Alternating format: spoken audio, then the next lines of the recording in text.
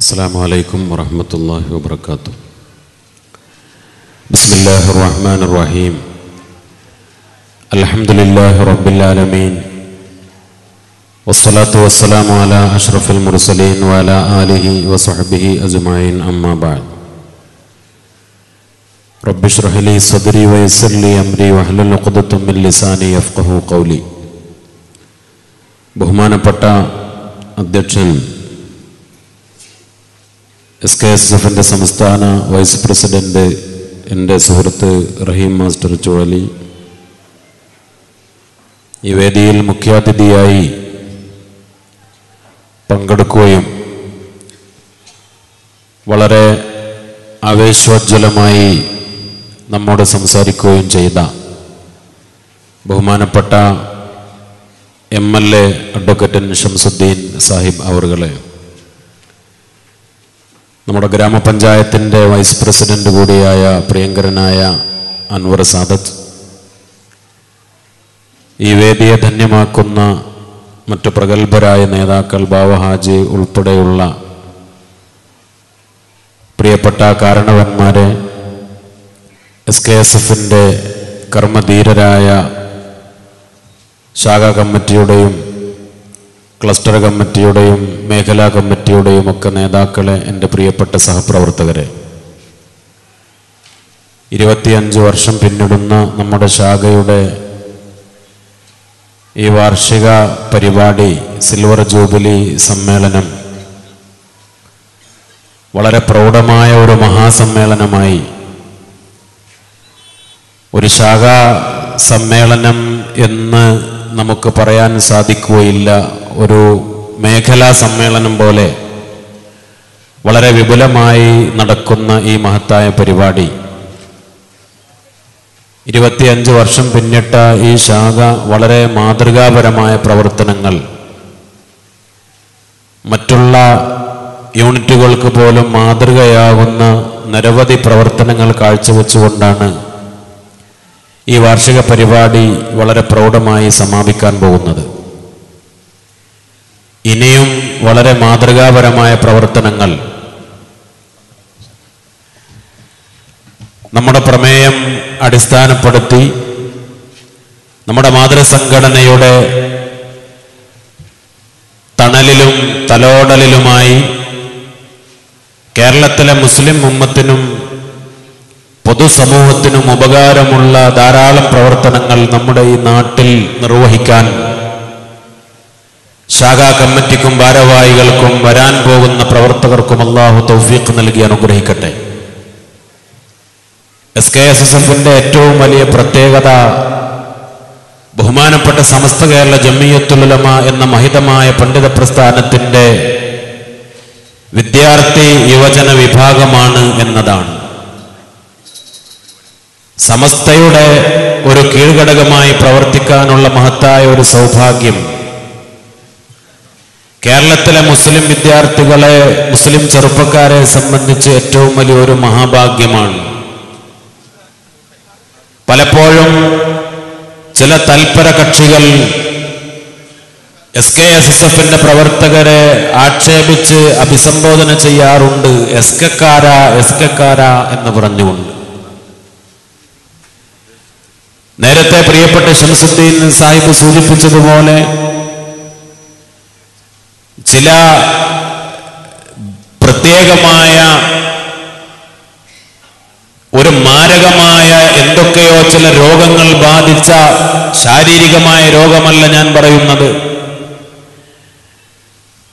ഒരു സമുദായം എന്നുള്ള നിലയിൽ ഈ സമുദായത്തെയും പരിശുദ്ധമായ ദീനീ പ്രവർത്തനങ്ങളെയും കേരളത്തിലെ മുസ്ലിം സമുദായത്തിൻ്റെ കെട്ടുറപ്പിനെയും തകർക്കാൻ ഇസ്ലാമിൻ്റെ ശത്രുക്കൾ പടച്ചുവിടുന്ന ചില മാരകമായ രോഗങ്ങൾ, ആ രോഗങ്ങൾ ബാധിച്ച ചില ആളുകൾ ബഹുമാനപ്പെട്ട സമസ്തയുടെ കീഴ്ഘടകമായി പ്രവർത്തിക്കുന്ന SKSF പ്രവർത്തകരെ കളിയാക്കി അഭിസംബോധന ചെയ്യുന്ന രീതിയാണ് എസ്കക്കാര.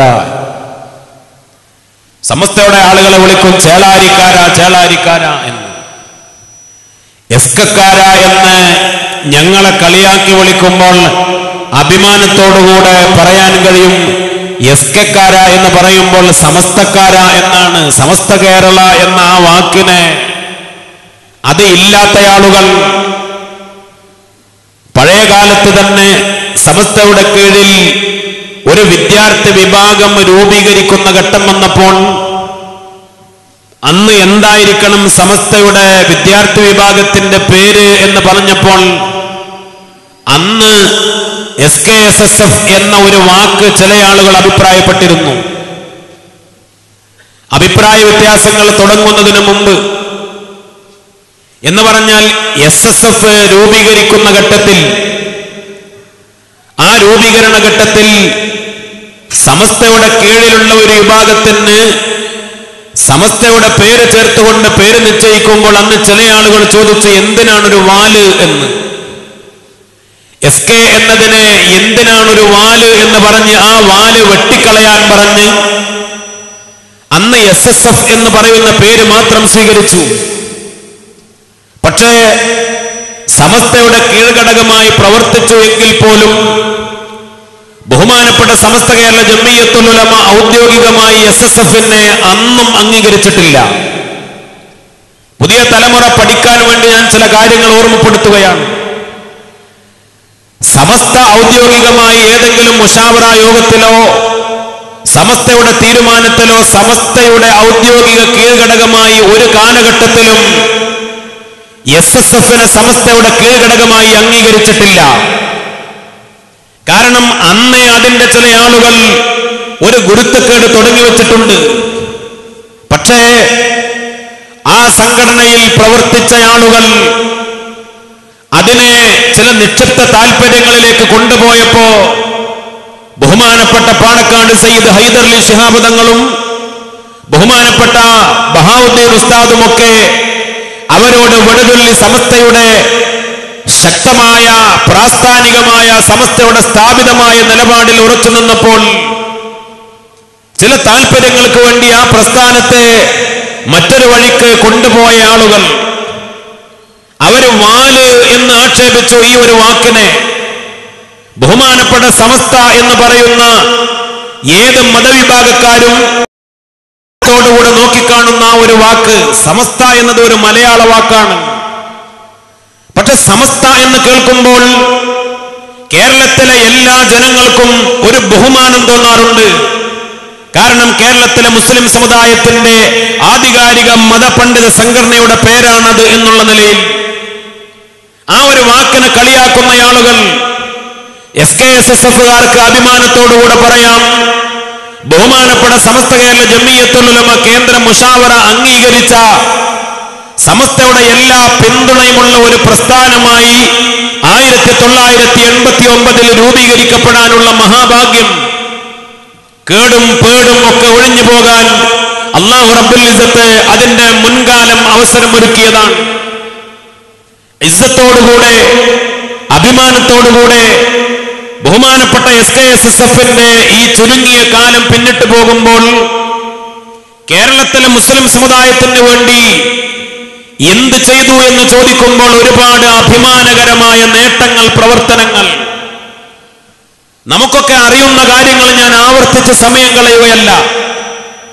ഒരു സംഘടന എന്നുള്ള നിലയിൽ ചെയ്തു കൊടുക്കാൻ പറ്റുന്ന എല്ലാ പ്രവർത്തനങ്ങളും വിദ്യാഭ്യാസ രംഗത്ത് നേരത്തെ തങ്ങൾ സൂചിപ്പിച്ചല്ലോ.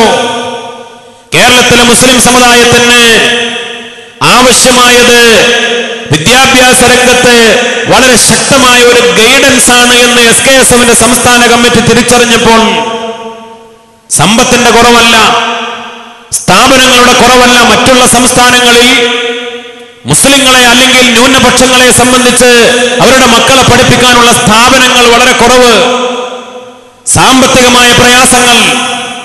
എന്നാൽ കേരളത്തിലെ മുസ്ലിം സമുദായത്തിന് താരതമ്യേന മറ്റു സംസ്ഥാനങ്ങളെ അപേക്ഷിച്ച് സാമ്പത്തിക രംഗത്തുള്ള പുരോഗതിയും വിദ്യാഭ്യാസ സ്ഥാപനങ്ങളും ഒക്കെ ഉണ്ടായപ്പോ നല്ല കൃത്യമായ ഒരു ഗൈഡൻസ് ആണ് വേണ്ടത് എന്ന് നമ്മുടെ നേതാക്കൾ തിരിച്ചറിഞ്ഞ് അതിനു വേണ്ടി വിപുലമായ സംവിധാനങ്ങൾ രൂപീകരിച്ചു. അതിന്റെ നേട്ടങ്ങൾ കേരളത്തിലെ മുസ്ലിം സമുദായം അനുഭവിച്ചുകൊണ്ടിരിക്കുന്നു. പ്രത്യേകിച്ച് നമ്മുടെ ജില്ലയിൽ, മലപ്പുറം ജില്ലയിൽ പുതിയ തലമുറയിൽ ആയിരക്കണക്കിന് ഡോക്ടർമാരും എഞ്ചിനീയർമാരും പ്രൊഫഷണൽ വിദ്യാഭ്യാസ രംഗത്തുള്ളവരും വളരെ ഉന്നതമായ കോഴ്സുകൾക്ക് പഠിച്ചുകൊണ്ടിരിക്കുന്ന ആളുകൾ. എന്റെ നാട്ടിൽ കഴിഞ്ഞ മാസം ബഹുമാനപ്പെട്ട പാണക്കാട് സയ്യിദ് സ്വാദിഖ് അലി ശിഹാബ് തങ്ങളിൽ നിന്ന് ഒരു ചെറുപ്പക്കാരൻ ഒരു അവാർഡ് ഏറ്റുവാങ്ങി. ജിയോളജിക്കൽ സർവേ ഓഫ് ഇന്ത്യയുടെ കേന്ദ്ര ഗവൺമെന്റിന്റെ കീഴിൽ ജിയോളജി മേഖലയിലെ സയന്റിസ്റ്റായി ശാസ്ത്രകാരനായി തിരഞ്ഞെടുക്കപ്പെട്ട മുഹമ്മദ് ഫൈസൽ എന്ന് പറയുന്ന 23 വയസ്സുകാരനായ ചെറുപ്പക്കാരൻ SKSFന്റെ പ്രവർത്തകനാണ്. SKSSFന്റെ പ്രവർത്തകനായി ശാഖയിലും ക്ലസ്റ്ററിലും മേഖലാ കമ്മിറ്റിയിലുമൊക്കെ വളർന്നു വന്ന മുഹമ്മദ് ഫൈസൽ കേന്ദ്ര ഗവൺമെന്റിന്റെ കീഴിൽ ഒരു ശാസ്ത്രജ്ഞനായി തിരഞ്ഞെടുക്കപ്പെട്ടു.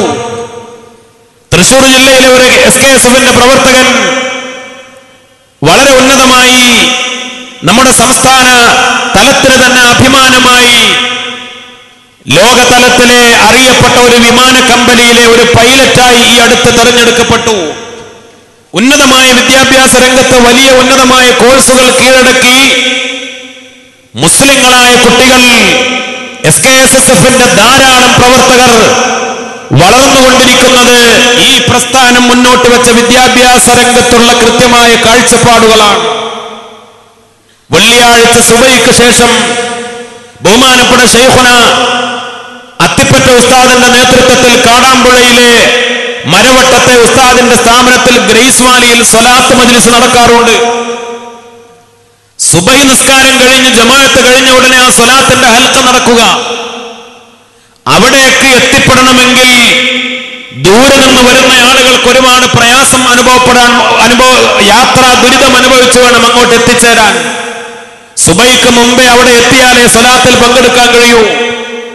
ആ സ്വലാത്തിന് വരുന്ന ആളുകളെ പലപ്പോഴും ഞങ്ങളൊക്കെ പരിചയപ്പെടാറുണ്ട്. കണ്ണൂർ ജില്ലയിൽ നിന്നും, കാസർകോട്ട് നിന്നും, മംഗലാപുരത്ത് നിന്നും, തിരുവനന്തപുരത്ത് നിന്നുമൊക്കെ വരുന്ന കുട്ടികൾ, ചെറുപ്പക്കാര്, MBBS കഴിഞ്ഞ ഡോക്ടർമാര്, BTech കഴിഞ്ഞ എഞ്ചിനീയർമാര്, നല്ല ഉന്നത വിദ്യാഭ്യാസമുള്ള ആളുകൾ നേരത്തെ എത്തി സുബഹി ജമാഅത്തിന് അവിടെ പങ്കെടുത്ത്, അവിടെ സ്വലാത്തിൽ പങ്കെടുത്ത്, തൊപ്പി ധരിച്ച് ആ ദുആയിൽ പങ്കെടുത്ത് തിരിച്ചു പോകുന്ന നൂറുകണക്കിന് കുട്ടികൾ.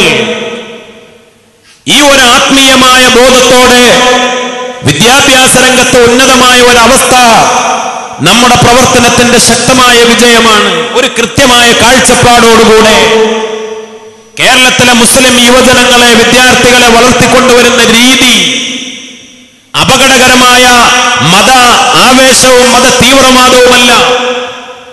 എങ്ങനെയാണ് ഒരു മതത്തിന്റെ വിശ്വാസവും ഒരു മതത്തിന്റെ ആത്മീയതയും ഒരു മതത്തിന്റെ ചിട്ടയും അത് കൃത്യമായി കാണിച്ചു കൊടുത്ത് നമ്മുടെ തലമുറയെ വളർത്തിക്കൊണ്ടുവരുന്ന ഒരു രീതി അൽഹംദുലില്ലാഹ് മലപ്പുറം ജില്ലയിൽ അതിന്റെയൊക്കെ ധാരാളം നല്ല നേട്ടങ്ങൾ, അനുഭവങ്ങൾ നമ്മൾ കണ്ടുകൊണ്ടിരിക്കുന്നു. ഇതിന് വിരുദ്ധമായ അപകടങ്ങൾ, പ്രയാസങ്ങളില്ല എന്നല്ല പറയുന്നത്.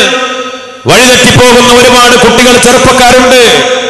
പല അപകടങ്ങളിലേക്ക് എത്തിച്ചേരുന്ന ആളുകളുണ്ട്. അതൊക്കെ പലതരത്തിലുള്ള കാരണങ്ങളുണ്ട്. ആ വഴികളിലേക്കൊക്കെ പോകാൻ ഇങ്ങനെയുള്ള ഒരു ഉന്നതമായ ആത്മീയമായ വഴിയിൽ നിന്ന് വ്യതിചലിച്ചു കൊണ്ടുപോകാനുള്ള പ്രസ്ഥാനങ്ങളും സംഘടനകളും അവരുടെ താല്പര്യങ്ങളും നമ്മുടെ മക്കളെ വഴിതെറ്റിക്കുന്നുണ്ട്. അധാർമികമായ പ്രവണതകൾ ഇന്നത്തെ ലോക സാഹചര്യത്തിൽ അങ്ങനെ സംഭവിച്ചുകൊണ്ടിരിക്കുന്നുണ്ട്. പക്ഷേ അൽഹംദുലില്ലാഹ് നമ്മുടെയൊക്കെ കൂട്ടായ ഭദ്രമായ ഒരു പ്രവർത്തനത്തിന്റെ അടിസ്ഥാനത്തിൽ കേരളത്തിലെ മുസ്ലിം സമുദായം ഒരു നല്ല ഒരു നേതൃത്വത്തെ അംഗീകരിക്കുന്നു എന്ന കാരണത്താൽ, അതാണല്ലോ ഏറ്റവും പ്രധാനം. കേവലം 25-26 കൊല്ലം കൊണ്ട് SKSSF കൈവരിച്ച അഭിമാനകരമായ നേട്ടത്തിന്റെ കാരണം എന്നത് സമസ്തയുടെ വിദ്യാർത്ഥി വിഭാഗമാണ് എന്നതാണ്. അതുകൊണ്ടുള്ള ഖബൂലിയത്ത്, അതുകൊണ്ടുള്ള സ്വീകാര്യത ബഹുമാനപ്പെട്ട സമസ്ത കേരള ജംഇയ്യത്തുൽ ഉലമ എന്ന മഹിതമായ പണ്ഡിത പ്രസ്ഥാനത്തിനും സമസ്തയുടെ നേതാക്കൾക്കും ഉണ്ടായിട്ടുള്ള ഏറ്റവും വലിയ സ്വീകാര്യത. എന്താണ് അതിന്റെ കാരണങ്ങൾ? നമ്മൾ പഠിക്കണം, മനസ്സിലാക്കണം. പലപ്പോഴും സമസ്തയെ ഇന്ന് പരിചയപ്പെടുത്തുമ്പോ പൊതുജനങ്ങൾ ചിന്തിക്കുന്ന ഒരു രീതിയുണ്ട്. കേരളത്തിൽ ഒരുപാട് മതസംഘടനകളുണ്ട്. ആ കൂട്ടത്തിൽ ഒരു സംഘടന സമസ്തയും. നേരത്തെ തങ്ങൾ സൂചിപ്പിച്ചതുപോലെ പല ബിദ്അഈ സംഘടനകൾ, സലഫി ചിന്താഗതികളുള്ള വഹാബിസം ആശയമായി സ്വീകരിച്ച ഒരുപാട് ബിദ്അത്തിന്റെ കക്ഷികൾ, മുജാഹിദ് വിഭാഗങ്ങൾ തന്നെ പലതരത്തിലുള്ള ഗ്രൂപ്പുകൾ, ജമാഅത്തെ ഇസ്ലാമി തന്നെ ഇപ്പോൾ പൊട്ടിത്തെറിച്ചുകൊണ്ട് ഒരു ഗ്രൂപ്പിന്റെ വക്കിലാണ് എന്നാണ് കൃത്യമായ അവരുടെ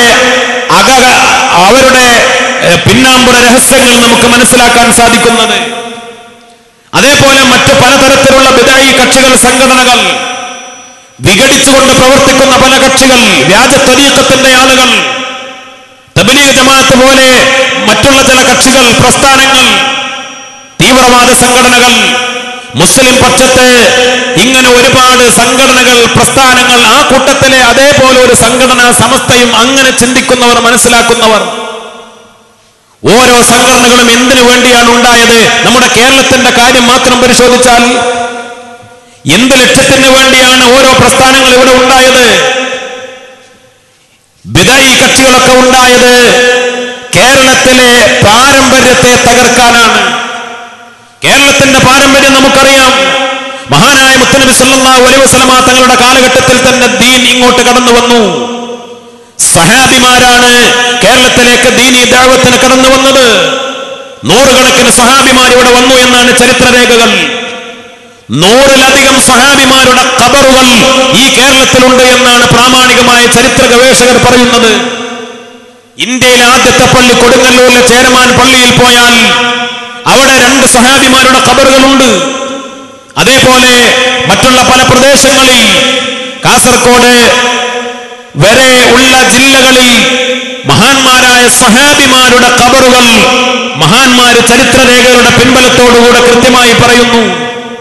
അവർക്ക് ശേഷം മഹാന്മാരായ താബിഉകൾ, താബിഉകൾ, ഒരുപാട് വലിയ വലിയ മഹാന്മാരായ ഇമാമുമാർ, ത്വരീഖത്തിന്റെ അഹ്ലുകാർ, നിരവധി മഹാന്മാരായ സയ്യിദന്മാർ അറബ് നാടുകളിൽ നിന്ന്, മക്കയിൽ നിന്ന്, മദീനയിൽ നിന്ന്, യമനിൽ നിന്ന്, അതേപോലെ മറ്റുള്ള ഒരുപാട് പുണ്യപ്രദേശങ്ങളിൽ നിന്ന് കേരളത്തിലേക്ക് കടന്നു വന്ന നിരവധി കബീലകളിലൂടെ അറിയപ്പെട്ട മഹാന്മാരായ സാദാത്തുക്കൾ, തങ്ങന്മാർ, ത്വരീഖത്തുകളുടെ മശായിഖന്മാർ, വലിയ വലിയ ഇമാമുമാർ, മഹാന്മാരായ ഉലമാക്കൾ, അവര് ഇവിടെ ഭദ്രമായി വളരെ കൃത്യമായി വളർത്തിക്കൊണ്ടുവന്ന ദീനിന്റെ ഒരു പാരമ്പര്യം. ആ പാരമ്പര്യത്തെ തകർക്കാനല്ലേ ഇവിടെ ബിദ്അത്തിന്റെ കക്ഷികൾ മുഴുവനും വന്നത്? അല്ലാഹുവിന്റെ ഔലിയാക്കളെ, ബഹുമാനപ്പെട്ട സുന്നത്ത് ജമാഅത്തിന്റെ മഹാന്മാരായ ഉലമാക്കളെ, പണ്ഡിതന്മാരെ ശിർക്കിന്റെ പട്ടികയിൽ ഉൾപ്പെടുത്തി അവരെ മുഴുവനും മുശ്രിക്കുകളായി തള്ളിപ്പറയാൻ അതിനല്ല ഇത്തരത്തിലുള്ള കക്ഷികളൊക്കെ പ്രവർത്തിച്ചത്.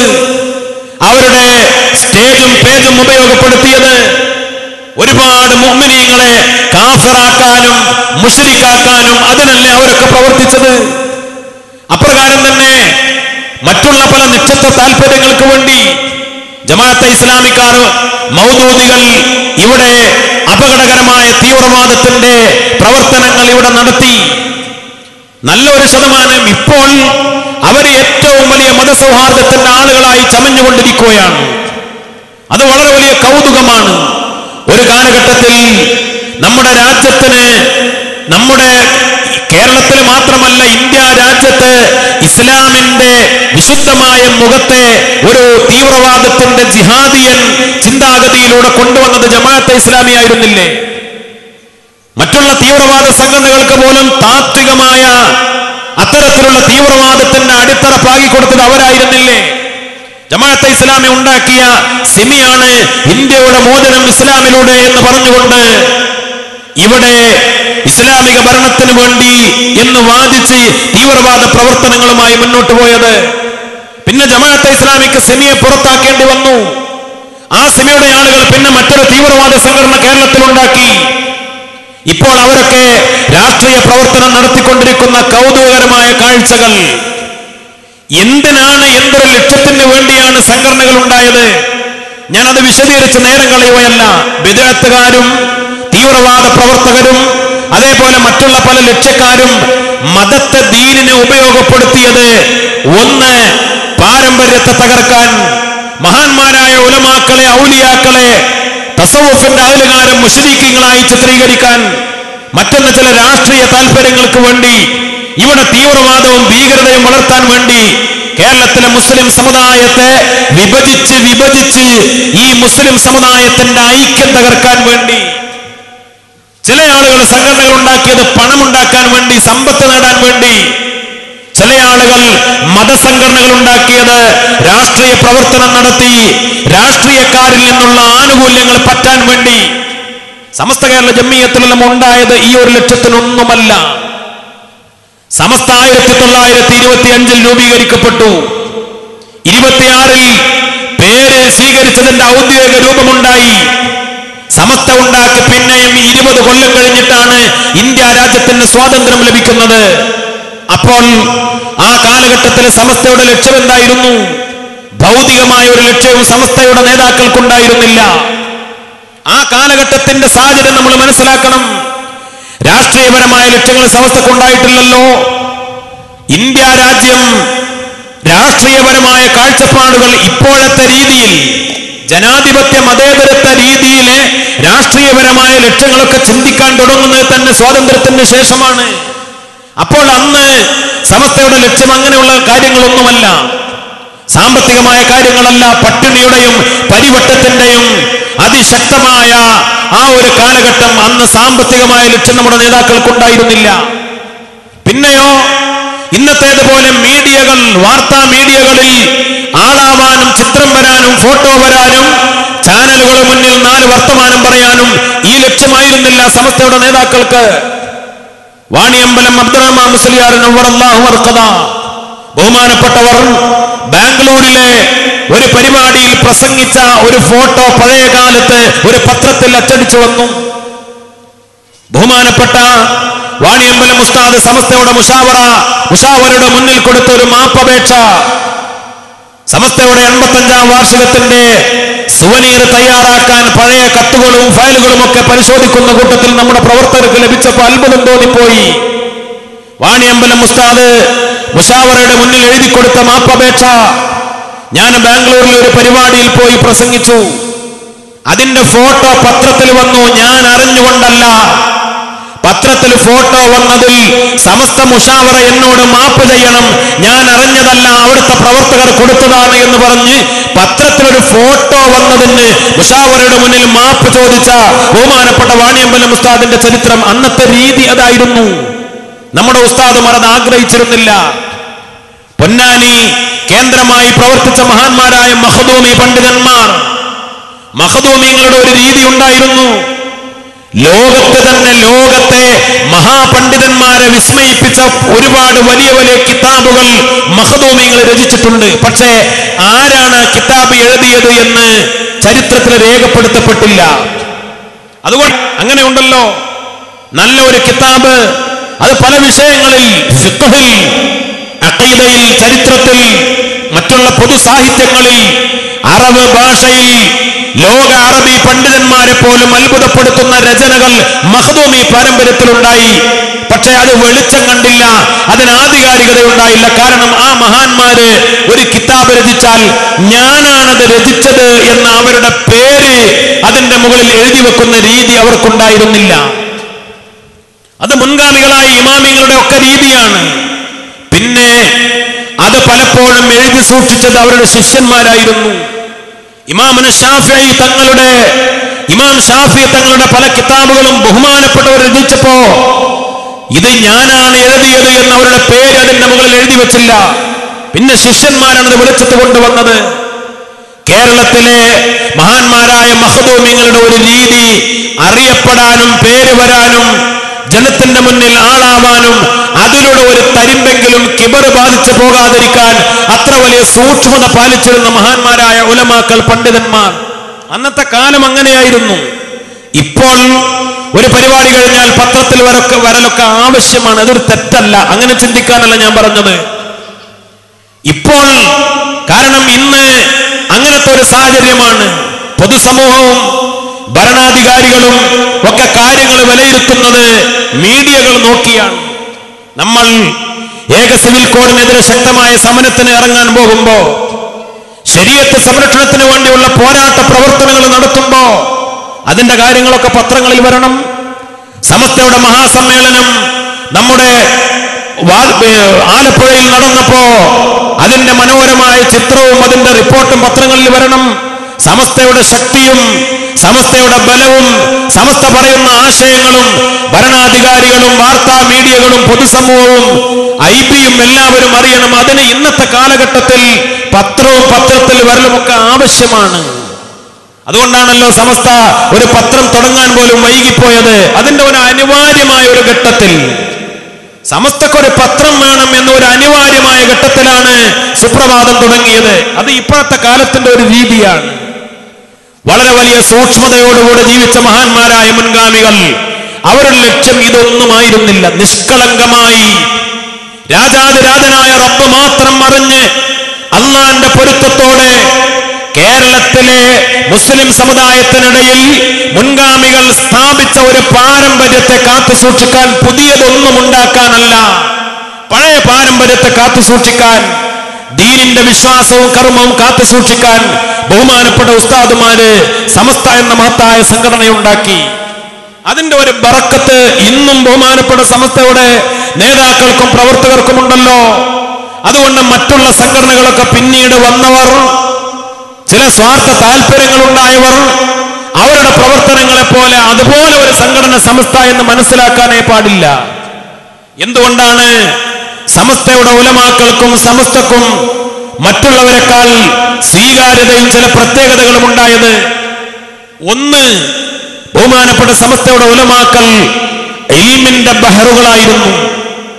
ബാലവി വരക്കൽ മുല്ലക്കോയ തങ്ങൾ മുതൽ ആ കാലഘട്ടത്തിൽ സമസ്തയുടെ നേതാക്കളായിരുന്ന പാങ്ങിൽ അഹമ്മദ് കുട്ടി മുസ്ലിയാർ, ബഹുമാനപ്പെട്ട മഹാന്മാരായ വലിയ വലിയ ഉലമാക്കൾ വാളക്കുളം അബ്ദുൽ ബാരി മുസ്ലിയാർ നവറുല്ലാഹു മർഹബ തുടങ്ങിയ വലിയ മഹാന്മാരായ ആ കാലഘട്ടത്തിലെ ഉലമാക്കൾ, ഖുതുബി തങ്ങളെ പോലെയുള്ള ഉലമാക്കൾ, അവരുടെയൊക്കെ ഇൽമിന്റെ ആ വിശാലത നമുക്കറിയാം. ഖുതുബി തങ്ങൾക്ക് മാതാപിതാക്കൾ ഇട്ടുകൊടുത്ത പേര് മുഹമ്മദ് എന്നാണ്, മുഹമ്മദ് മുസ്ലിയാരാണ്. പക്ഷെ ഖുതുബി മുഹമ്മദ് മുസ്ലിയാർ എന്നറിയപ്പെടാൻ കാരണം ആ ഇൽമിന്റെ ശക്തി കൊണ്ട് ഖുതുബി എന്ന അറിയപ്പെട്ട കിതാബിലേക്ക് ചേർത്തുകൊണ്ട് പേര് പോലും അങ്ങനെ അറിയപ്പെട്ടു. വാളക്കുളം അബ്ദുൽ ബാരി മുസ്ലിയാർ നിരവധി കിതാബുകൾ, ഈ അടുത്ത് പ്രസിദ്ധീകരിച്ച ഹദീസിന്റെ കിതാബ് ഉൾപ്പെടെ ലോകത്തെ തന്നെ വിസ്മയിപ്പിച്ച അറിയപ്പെട്ട കിതാബുകൾ ബഹുമാനപ്പെട്ട മഹാനായ വാളക്കുളം അബ്ദുൽ ബാരി മുസ്ലിയാർ തങ്ങൾ ഉണ്ടാക്കിയിട്ടുണ്ട്.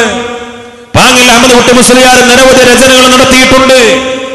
അവരൊക്കെ വലിയ ആലിമീങ്ങളായിരുന്നു. ബഹുമാനപ്പെട്ട മഹാന്മാരായ കഴിഞ്ഞുപോയ മുൻഗാമികൾ, കണ്ണിയത്ത് ഉസ്താദിന്റെ ഇൽമിനെ കുറിച്ച് നമുക്കറിയാം, ശംസുല്ലമയുടെ ഇൽമിനെ കുറിച്ച് നമുക്കറിയാം. ബഹുമാനപ്പെട്ട സമസ്തയുടെ ഉലമാക്കൾ ഏത് കാലഘട്ടത്തിലും ഇപ്പോഴും അൽഹംദുലില്ലാഹ് സമസ്തക്ക് നേതൃത്വം നൽകുന്ന ബഹുമാനപ്പെട്ട ശൈഖുന കുമരംപുത്തൂർ ഉസ്താദ്, അല്ലാഹു ദീർഘായുസ്സും ആഫിയത്തും കൊടുക്കട്ടെ. ബഹുമാനപ്പെട്ട ശൈഖുൽ ജാമി ആലിക്കുട്ടി ഉസ്താദ് ഈ അടുത്ത മാസങ്ങൾക്ക് മുമ്പ് റാബിത്തയുടെ ഒരു യോഗത്തിൽ പങ്കെടുത്തു. ഇന്ത്യയിൽ നിന്ന് വേറെയും ചില ആളുകൾ പങ്കെടുത്തിരുന്നു. ലോകത്തിന്റെ വിവിധ ഭാഗങ്ങളിൽ ചില പണ്ഡിതന്മാർ അതിൽ പങ്കെടുത്തിരുന്നു. ബഹുമാനപ്പെട്ട ആലിക്കുട്ടി ഉസ്താദ് റാബിത്തയിൽ അന്നൊരു ചർച്ച വന്നു. ഖുത്ബയുടെ ഭാഷ, മാതൃഭാഷയിൽ ഓരോ നാട്ടുഭാഷയിൽ ഖുത്ബ നടത്തുന്നതിനെ കുറിച്ച് ചർച്ച വന്നപ്പോൾ പലരും അതിനെ അനുകൂലിച്ചു.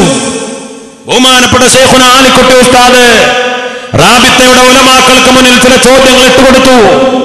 അവർക്ക് മറുപടി പറയാൻ കഴിഞ്ഞില്ല.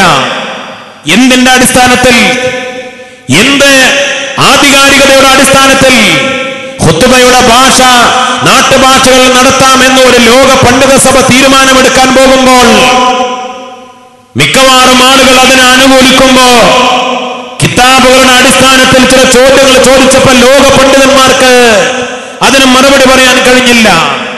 എല്ലാവരുടെയും അംഗീകാരത്തോടെ ആ ഒരു പ്രമേയം പാസ്സാക്കാനും റാബിത്തക്ക് കഴിഞ്ഞില്ല.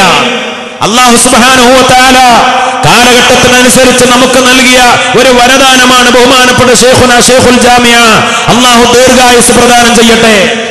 ലോകതലത്തിൽ തന്നെ ശ്രദ്ധേയമായ വ്യക്തിത്വമായി ബഹുമാനപ്പെട്ട ആലിക്കുട്ടി ഉസ്താദ് രാജാതിരാജനായ റബ്ബ് സുബ്ഹാനഹു വ തആല ഓരോ കാലഘട്ടത്തിലും സമസ്തക്ക് അതിന് അനുയോജ്യരായ നേതൃത്വത്തെ നൽകിക്കൊണ്ടിരുന്നിട്ടുണ്ട്. ഞാൻ അതൊന്നും വിശദീകരിക്കുകയല്ല. ബഹുമാനപ്പെട്ട ശൈഖുന ശംസുൽ ഉലമ ഖദ്ദസല്ലാഹു സിർറഹുൽ അസീസ്, അറബികളായ വലിയ വലിയ പണ്ഡിതന്മാർ ബഹുമാനപ്പെട്ട ശംസുൽ ഉലമയുടെ ആ കുത്തിപ്പിടിച്ച വടി അത് കയ്യിൽ വാങ്ങി ചുംബിച്ച അവസരങ്ങളുണ്ടായി. UAE പോയപ്പോ ഒരു പ്രഗത്ഭനായ അറബി പണ്ഡിതൻ ശംസുലിനെ പഠിച്ചിരുന്ന ആ വടി ബഹുമാനപ്പെട്ടവർ കസേരയിൽ ഇരിക്കുന്ന സമയത്ത് ആ വടി വാങ്ങി ആ വടി നിലത്ത് കുത്തുന്ന ഭാഗം എടുത്തുകൊണ്ട് ചുംബിച്ചു. അപ്പോൾ ചില ആളുകൾ സുഹൃത്തുക്കൾ ചോദിച്ചു, എന്തേ നിങ്ങൾ അങ്ങനെ ചെയ്യാൻ കാരണം? ആ അറബി പണ്ഡിതൻ പറഞ്ഞു, ഇത് ഒരു സാധാരണ പണ്ഡിതനല്ല, ഇത് ലോക പണ്ഡിതനാണ്. കേവലം ഇൽമു കൊണ്ട് മാത്രമല്ല, ആത്മീയത കൊണ്ട്, തസവ്വുഫ് കൊണ്ട് പടച്ച റബ്ബ് ലോക പണ്ഡിതന്മാരുടെ മുന്നിൽ പോലും ഖബൂലിയത്ത് നൽകിയ ബഹുമാനപ്പെട്ട ശൈഖുനാ ശംസുൽ ഉലമാ ഖദ്ദസല്ലാഹു സിർറഹുൽ അസീസ് സമസ്തയുടെ ഏത് കാലഘട്ടത്തിലെ ഉലമാക്കൾ ഇൽമിന്റെ കാര്യത്തിൽ അത് ഇരുത്തം വന്ന പണ്ഡിതന്മാരായിരുന്നു. സമസ്തയുടെ ഏതെങ്കിലും മുശാവറയോ സമസ്തയുടെ ഫത്വ കമ്മിറ്റിയോ കൊടുത്ത ഒരു ഫത്വ അല്ലെങ്കിൽ സമസ്ത പറഞ്ഞ ഒരു തീരുമാനം, സമസ്ത പാസാക്കിയ ഒരു പ്രമേയം അത് തെറ്റാണ് എന്ന് സ്ഥാപിക്കാൻ ഒരാളെ കൊണ്ടും സാധിച്ചിട്ടില്ലല്ലോ. അല്ലെങ്കിൽ ഈ 90 വർഷം പിന്നിട്ട സമസ്ത ഇന്നേ വരെ പാസാക്കിയ ഒരു പ്രമേയമോ ഒരു തീരുമാനമോ ഞങ്ങൾക്കത് തെറ്റുപറ്റി പിൻവലിക്കുന്നു എന്ന് പറഞ്ഞ് പിൻവലിക്കേണ്ട ഗതികേടുണ്ടായിട്ടില്ലല്ലോ. ഖാദിയാനി മതം ഇസ്ലാമിൽ നിന്ന് പുറത്താണ് എന്ന് സൗദി അറേബ്യ തീരുമാനിച്ചു, റാബിത്ത തീരുമാനിച്ചു, പാകിസ്ഥാൻ തീരുമാനിച്ചു, ബംഗ്ലാദേശ് തീരുമാനിച്ചു, ലോകരാജ്യങ്ങൾ തീരുമാനിച്ചു. എന്നാൽ ലോകത്തെ ഒരു പണ്ഡിത സംഘടനയും ഒരു രാജ്യവും തീരുമാനിക്കുന്നതിന് മുമ്പ് ഖാദിയാനിസം ഇസ്ലാമിന്റെ പടിക്ക് പുറത്താണ് എന്ന് തീരുമാനിച്ചത് ശൈഖുനാ ശംസുൽ ഉലമയുടെ നേതൃത്വത്തിലുള്ള കേരളത്തിലെ സമസ്ത കേരള ജംഇയ്യത്തുൽ ഉലമയായിരുന്നു. ഒരു പ്രസ്ഥാനത്തെ കൃത്യമായി വിലയിരുത്താൻ, പഴച്ച സംഘടനകളെ വിലയിരുത്താൻ, തെറ്റായ വഴികളെ ലോകത്തിന് ബോധ്യപ്പെടുത്തി കൊടുക്കാൻ ഏത് കാലഘട്ടത്തിലും അതിന് ഇരുത്തം വന്ന ഇൽമിന്റെ തറവാടിത്തമുള്ള പണ്ഡിതന്മാരാണ് സമസ്ത കേരള ജംഇയ്യത്തുൽ ഉലമക്ക് നേതൃത്വം നൽകിയിട്ടുള്ളത്. പിന്നെ മറ്റൊരു പ്രധാനപ്പെട്ട കാര്യം, ആ ഇൽമിന് കൃത്യമായ അടിത്തറയുണ്ടായിരുന്നു. സനദുള്ള ഇൽമ്, ഉസ്താദുമാരുടെ ഗുരുത്വവും പൊരുത്തവുമുള്ള ഇൽമ്, അതാണല്ലോ സമസ്തയുടെ ഉലമാക്കളുടെ ഇൽമിന്റെ പ്രത്യേകത. ജാമിഅ നൂരിയ അറബി കോളേജിന്റെ സനദ്ദാന സമ്മേളനം നടക്കാറുണ്ട്. നമ്മുടെ തൊട്ടടുത്ത ദാറുൽ ഹുദയുടെ സനദ്ദാന സമ്മേളനം നടക്കാറുണ്ട്. എന്താണ് ഈ സനദ്ദാനം എന്ന് പറഞ്ഞാൽ? സത്യത്തിൽ അതിന്റെ യഥാർത്ഥ താല്പര്യം എന്താണ്? സനദ് എന്നത് പരമ്പരയാണ്, സർട്ടിഫിക്കറ്റിന്റെ പേരല്ല സനദ്. സനദ് ദാനം എന്ന് പറഞ്ഞ സർട്ടിഫിക്കറ്റ് കൊടുക്കലല്ല. സർട്ടിഫിക്കറ്റിന് അറബിയിൽ ഷഹാദ എന്നാണ് പറയുക. പിന്നെ ആ കോട്ട് കൊടുക്കലല്ല, പട്ടിക്കാട്ട് നിന്നും മറ്റും കിട്ടുന്ന കോട്ടിന്റെ പേരുമല്ല സനദ്. പിന്നെ എന്താണ് ഈ സനദ്? ദാനം. ദാനം എന്ന് പറഞ്ഞ കൊടുക്കലാണല്ലോ. ഉസ്താദുമാര് കൊടുക്കുന്ന സർട്ടിഫിക്കറ്റ് അല്ല സനദ്, ആ കോട്ടും തലപ്പാവും അല്ല സനദ്. പിന്നെ എന്താണ് ഈ സനദ്? സനദ് എന്ന് പറഞ്ഞാൽ ഉസ്താദുമാരുടെ ഗുരുപരമ്പരയിലേക്ക് ചേർക്കലാണ്, ഗുരുത്വവും പൊരുത്തവും നൽകി ഗുരുപരമ്പരയിലേക്ക് ചേർക്കലാണ്.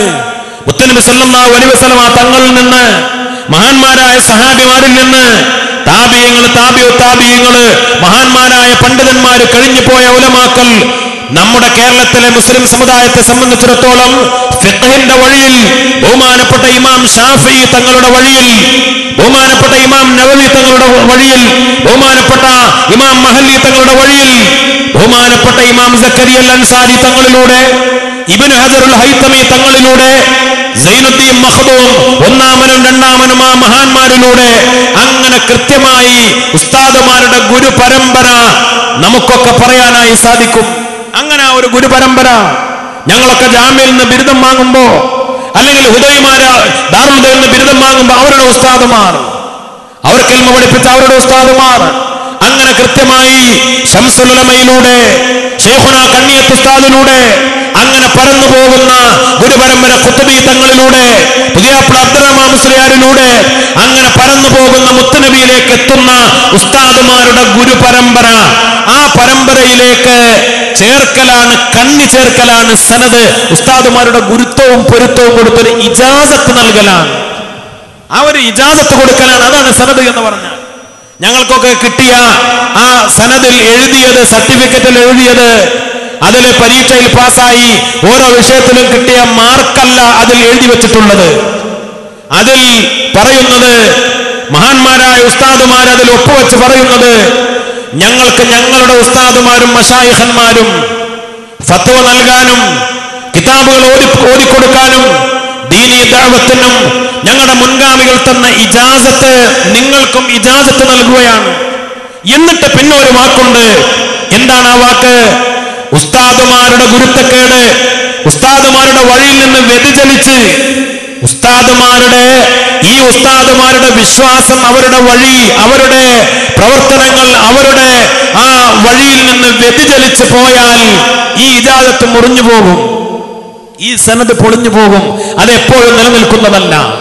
ഉസ്താദുമാരുടെ ഗുരുത്തക്കേട് വാങ്ങിയാൽ, ഉസ്താദുമാരുടെ വഴിക്ക് വിരുദ്ധമായി പ്രവർത്തിച്ചാൽ ആ സനദ് മുറിഞ്ഞു പോകും. സമസ്ത കേരള ജംഇയ്യത്തുൽ ഉലമയുടെ ഉസ്താദുമാരുടെ മുശാവറ മെമ്പർമാരുടെ സമസ്തയുടെ പ്രവർത്തകരുടെ സനദ് എന്ന് പറഞ്ഞാൽ ഒരിക്കലും മുറിഞ്ഞു പോയിട്ടില്ലാത്ത സനദാണ്. എന്നാൽ മറ്റുള്ള പല ആളുകളുടെ സനദോ, കേരളത്തിലെ വഹാബി പ്രസ്ഥാനക്കാരുടെ സനദ് എന്ന് പറയുമോ? അവരുടെ ഇൽമ പഠിച്ച അവരുടെ വിശ്വാസത്തിന്റെ ഞങ്ങൾക്ക് പറയാൻ കഴിയും. ഞങ്ങൾക്ക് ഫിഖ്ഹിൽ ഞങ്ങളുടെ ഉസ്താദുമാരുടെ സനദ് പറയാൻ കഴിയും. അഖീദയിൽ ഉസ്താദുമാരുടെ സനദ് പറയാൻ കഴിയും. ഖുർആൻ ഓതി പഠിച്ച തജ്വീദിൽ ഞങ്ങൾക്ക് ഉസ്താദുമാരുടെ സനദ് പറയാൻ കഴിയും. എന്നതുപോലെ കേരളത്തിലെ വഹാബികൾക്ക് ഇൽമിന്റെ സനദ് പറയാൻ കഴിയോ? ജമാഅത്തെ ഇസ്ലാമിക്കാർക്ക് സനദ് പറയാൻ കഴിയോ? കേരളത്തിലെ വഹാബികളുടെ സനദ് ചെന്ന് മുട്ടുക ജമാലുദ്ദീൻ അഫ്ഗാനിയിലേക്കാണ്, റഷീദ് റിളയിലേക്കാണ്, മുഹമ്മദ് അബ്ദുവിലേക്കാണ്. അവരുടെ സനദ് എവിടേക്കാ എത്തുക? വളരെ കൃത്യമായി ഞങ്ങൾക്ക് പറയാൻ കഴിയും. ജമാലുദ്ദീൻ അഫ്ഗാനി ബ്രിട്ടീഷുകാരന്റെ സൃഷ്ടിയാണ്, നേരത്തെ പറഞ്ഞ അബൂബക്കർ ബഗ്ദാദിയെ പോലെ. അപ്രകാരം തന്നെ മുഹമ്മദ് അബ്ദു, റഷീദ് റിള തുടങ്ങിയവരൊക്കെ സാമ്രാജ്യത്വ ശക്തികളുടെ ഉൽപ്പന്നങ്ങൾ, ഉസ്താദുമാരുടെ ഗുരുത്തക്കേട് വാങ്ങിയവർ. ഇനി സാക്ഷാൽ ഇബ്നു അബ്ദുൽ വഹാബിന്റെ കാര്യം പരിശോധിച്ചാലോ? ഇബ്നു അബ്ദുൽ വഹാബ്, മുഹമ്മദ് ഇബ്നു അബ്ദുൽ വഹാബിനെ കുറിച്ച് സ്വന്തം പിതാവ് പറഞ്ഞു, അബ്ദുൽ വഹാബ് എന്നവർ പറഞ്ഞു അവൻ പഴച്ചവനാണ്. മുഹമ്മദ് ഇബ്നു അബ്ദുൽ വഹാബിന്റെ രണ്ട് ഉസ്താദുമാരും പറഞ്ഞു ഞങ്ങളുടെ ഗുരുത്തക്കേട് വാങ്ങിയവനാണ്, ഞങ്ങളുടെ വഴിയിൽ നിന്ന് വ്യതിചലിച്ചു പോയവനാണ് എന്ന്. അപ്പോൾ ഗുരുപരമ്പര മുറിഞ്ഞുപോയ വഴി അവർക്ക് പറയാൻ കഴിയൂ. ജമാഅത്തെ ഇസ്ലാമി മൗദൂദി തന്നെ തന്റെ 38ാമത്തെ വയസ്സിൽ ആ സംഘടന പ്രഖ്യാപിക്കുമ്പോൾ പറഞ്ഞു, ഞാൻ എന്റെ പാരമ്പര്യത്തിന് ചങ്ങല പൊട്ടിച്ചെറിയുകയാണ്. അയാൾക്ക് പാരമ്പര്യം പറയാനില്ല. കാരണം അയാള് ഒരു രാഷ്ട്രീയ പ്രവർത്തകനായിരുന്നു, രാഷ്ട്രീയ നിരീക്ഷകനായിരുന്നു.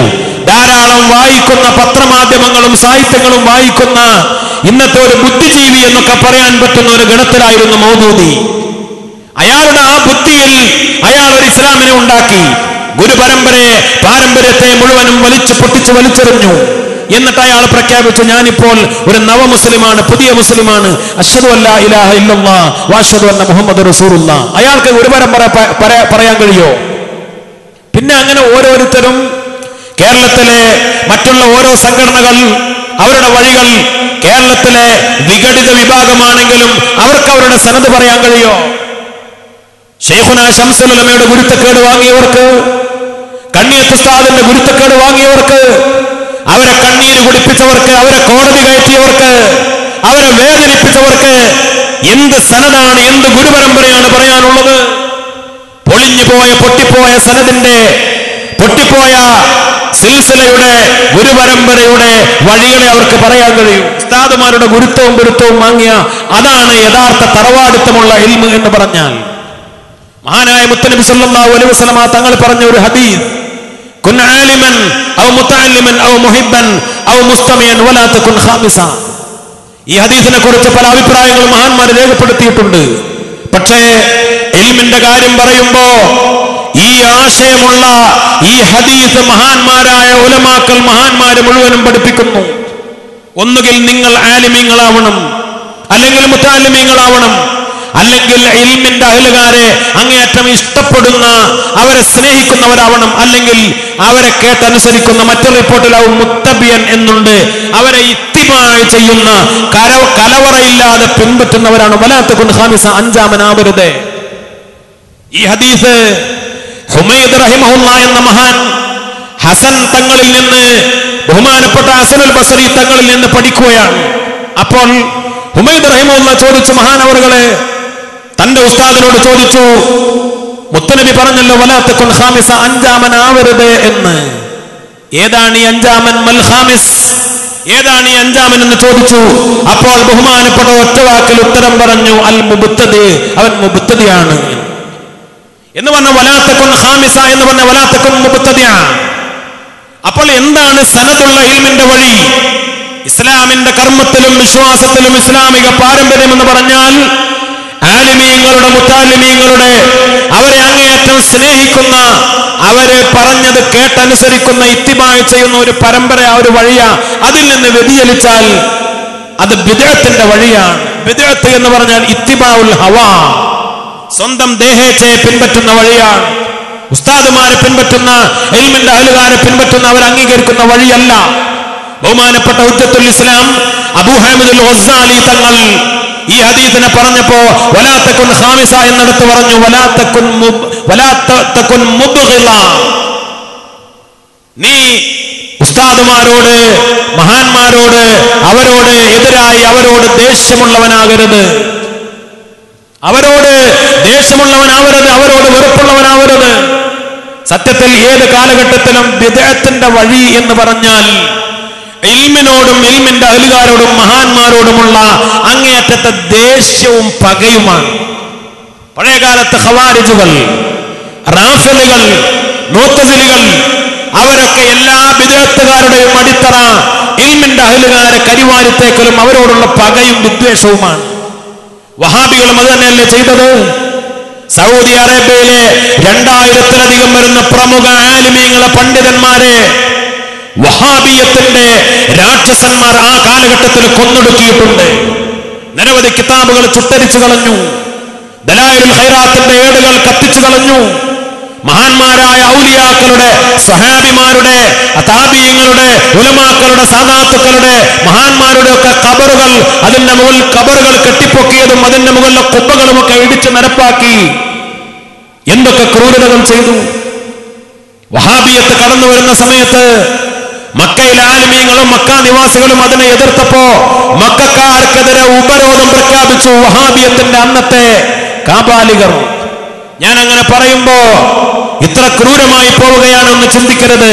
ഇന്ന് IS-കാര് ചെയ്യുന്നതിനേക്കാൾ വലിയ ക്രൂര വിനോദങ്ങൾ അന്നത്തെ വഹാബികൾ ചെയ്തിട്ടുണ്ട്.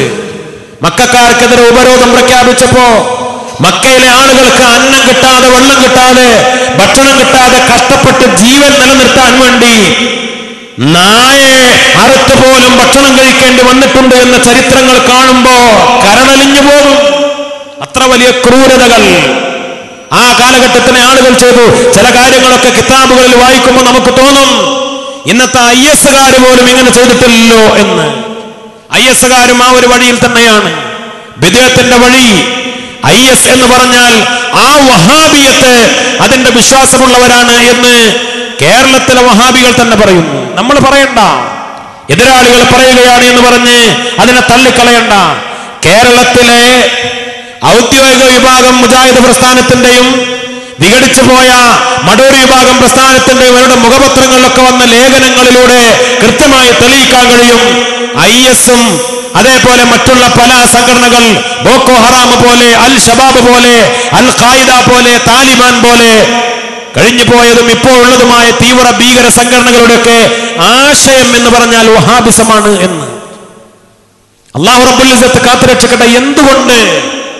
അതിന്റെ ഏറ്റവും പ്രധാനപ്പെട്ട കാരണം അവരുടെ ഒക്കെ വഴി എന്ന് പറഞ്ഞാൽ ഇൽമിന്റെ അടിത്തറ ഇല്ലാത്ത വഴിയാണ്. കൃത്യമായ ഉസ്താദുമാരുടെ ഗുരുത്വവും പൊരുത്തവും കിട്ടിയ ഒരു ഇൽമിന്റെ വഴി അവർക്കൊന്നും ഉണ്ടായില്ല. കേരളത്തിലെ വിഘടിത വിഭാഗത്തിന്റെയും രീതിയാണ് ഞാൻ ഓർമ്മപ്പെടുത്തിയത്. എല്ലാവരുടെയും കാര്യം അങ്ങനെ തന്നെയാണ്. പിന്നെ മറ്റൊരു പ്രധാനപ്പെട്ട പ്രത്യേകത, ബഹുമാനപ്പെട്ട സമസ്തയുടെ ആലിമീങ്ങൾക്ക് ഉണ്ടായ ഏറ്റവും വലിയൊരു സ്വീകാര്യത, ഒരു ഖബൂലിയത്ത്. ജനങ്ങൾ ഏത് കാലഘട്ടത്തിലും അവർ അംഗീകരിച്ചിട്ടുണ്ട്, അന്നും ഇന്നും. സമസ്തയുടെ ഉലമാക്കളെ, സമസ്തയുടെ നേതാക്കളെ കേരളത്തിലെ മഹല്ലുകളുടെ ഖാദിമാരാക്കി നിശ്ചയിച്ചു. ഏതൊരാളും ഒരു ഫത്വ തേടാൻ സമസ്തയുടെ ഉലമാക്കളെ സമീപിച്ചു. സമസ്ത എന്ത് തീരുമാനിക്കുന്നു എന്ന് അവർ കാത്തിരുന്നു. സമസ്തക്കുണ്ടായ ഒരു സ്വീകാര്യത. സമസ്തയുടെ കീഴിലെ മദ്രസകൾ ഉണ്ടായത് സമസ്ത അറബിപ്പണം കൊണ്ടുവന്ന് നാടുകൾ വിതരണം ചെയ്തുകൊണ്ടല്ല. പട്ടിണിയും പരിവട്ടവും കഷ്ടപ്പാടുമുണ്ടായ കാലഘട്ടത്തിലും നമ്മുടെ നാട്ടിൽ നമ്മുടെ മുൻഗാമികൾ മദ്രസകൾ ഉണ്ടാക്കി, പള്ളികൾ ഉണ്ടാക്കി, പള്ളി ദർസുകൾ ഉണ്ടാക്കി. സ്വയം നാണയത്തൊട്ടുകളെ കൊണ്ട് രാത്രി പാതിരാ സമയത്ത് വാളുകൾ സംഘടിപ്പിച്ച് സഹോദരിമാര് അവരുടെ വീടുകളിലെ മൺപാത്രങ്ങൾ പിടിയരിയിട്ട് അത് ശേഖരിച്ച് വീട്ടുവളപ്പിലെ തെങ്ങും മറ്റുമൊക്കെ പള്ളിയിലേക്കും മദ്രസക്കും ദർസിനും വഖഫ് ചെയ്ത് കഷ്ടപ്പാടിന്റെ കാലഘട്ടത്തിൽ പള്ളികളും മദ്രസകളും ഒക്കെ ഉണ്ടാക്കി. അങ്ങനെ ഉണ്ടാക്കിയ മദ്രസകൾ സമസ്തയെ കൊണ്ട് അംഗീകരിപ്പിച്ചു. 9600-ലധികം വരുന്ന മദ്രസകൾ ബഹുമാനപ്പെട്ട സമസ്ത കേരള ജംഇയ്യത്തുൽ ഉലമ ഒരു നാട്ടിലും ഇതാ ഞങ്ങൾ മദ്രസ ഉണ്ടാക്കി തരാ, ഞങ്ങളുടെ സിലബസ് അംഗീകരിച്ചാൽ മതി എന്ന് പറഞ്ഞിട്ടില്ല. ഒരു പള്ളിയും ഞങ്ങളുടെ സിലബസ് അംഗീകരിക്കണം, ഞങ്ങൾ പള്ളി ഉണ്ടാക്കി തരാം എന്ന് പറഞ്ഞ് സ്ഥാപിച്ചിട്ടില്ല. നാട്ടുകാരുണ്ടാക്കി സമസ്ത അംഗീകരിക്കണമെന്ന് സമസ്തയോട് ആവശ്യപ്പെട്ടു. അങ്ങനെയാണ് സമസ്തയുടെ മദ്രസകൾ, ഈ സംവിധാനങ്ങളെല്ലാം ഉണ്ടായത്. പിന്നെയോ മറ്റൊരു പ്രധാനപ്പെട്ട കാര്യം നമ്മൾ മനസ്സിലാക്കണം.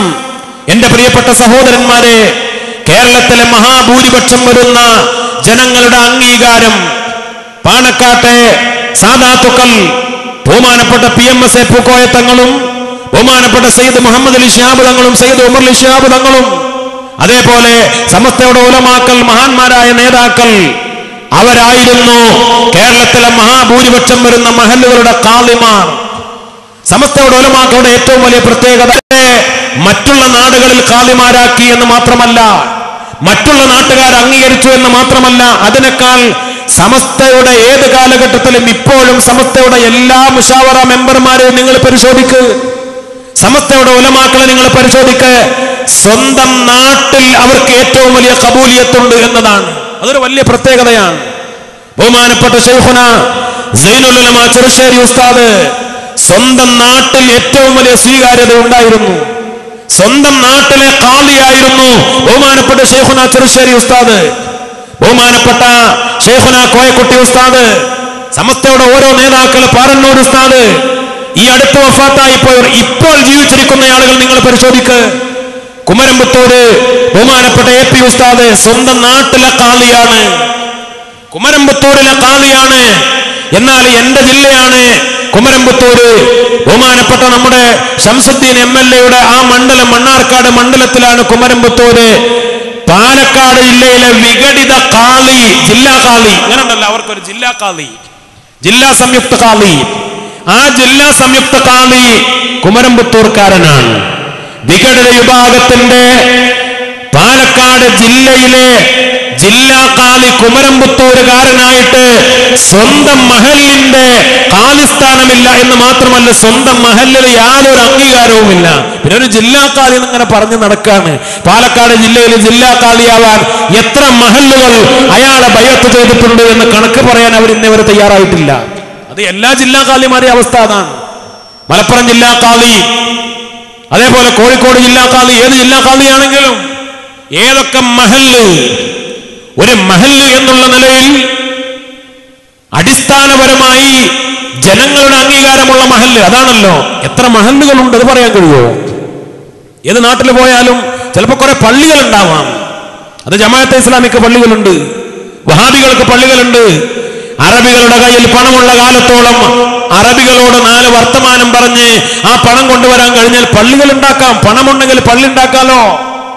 അത് മഹല്ല് പള്ളിയാവോ? അത് പാരമ്പര്യമുള്ള അടിത്തറയുള്ള ഭദ്രതയുള്ള ജനങ്ങളുടെ അംഗീകാരമുള്ള പള്ളിയാവോ?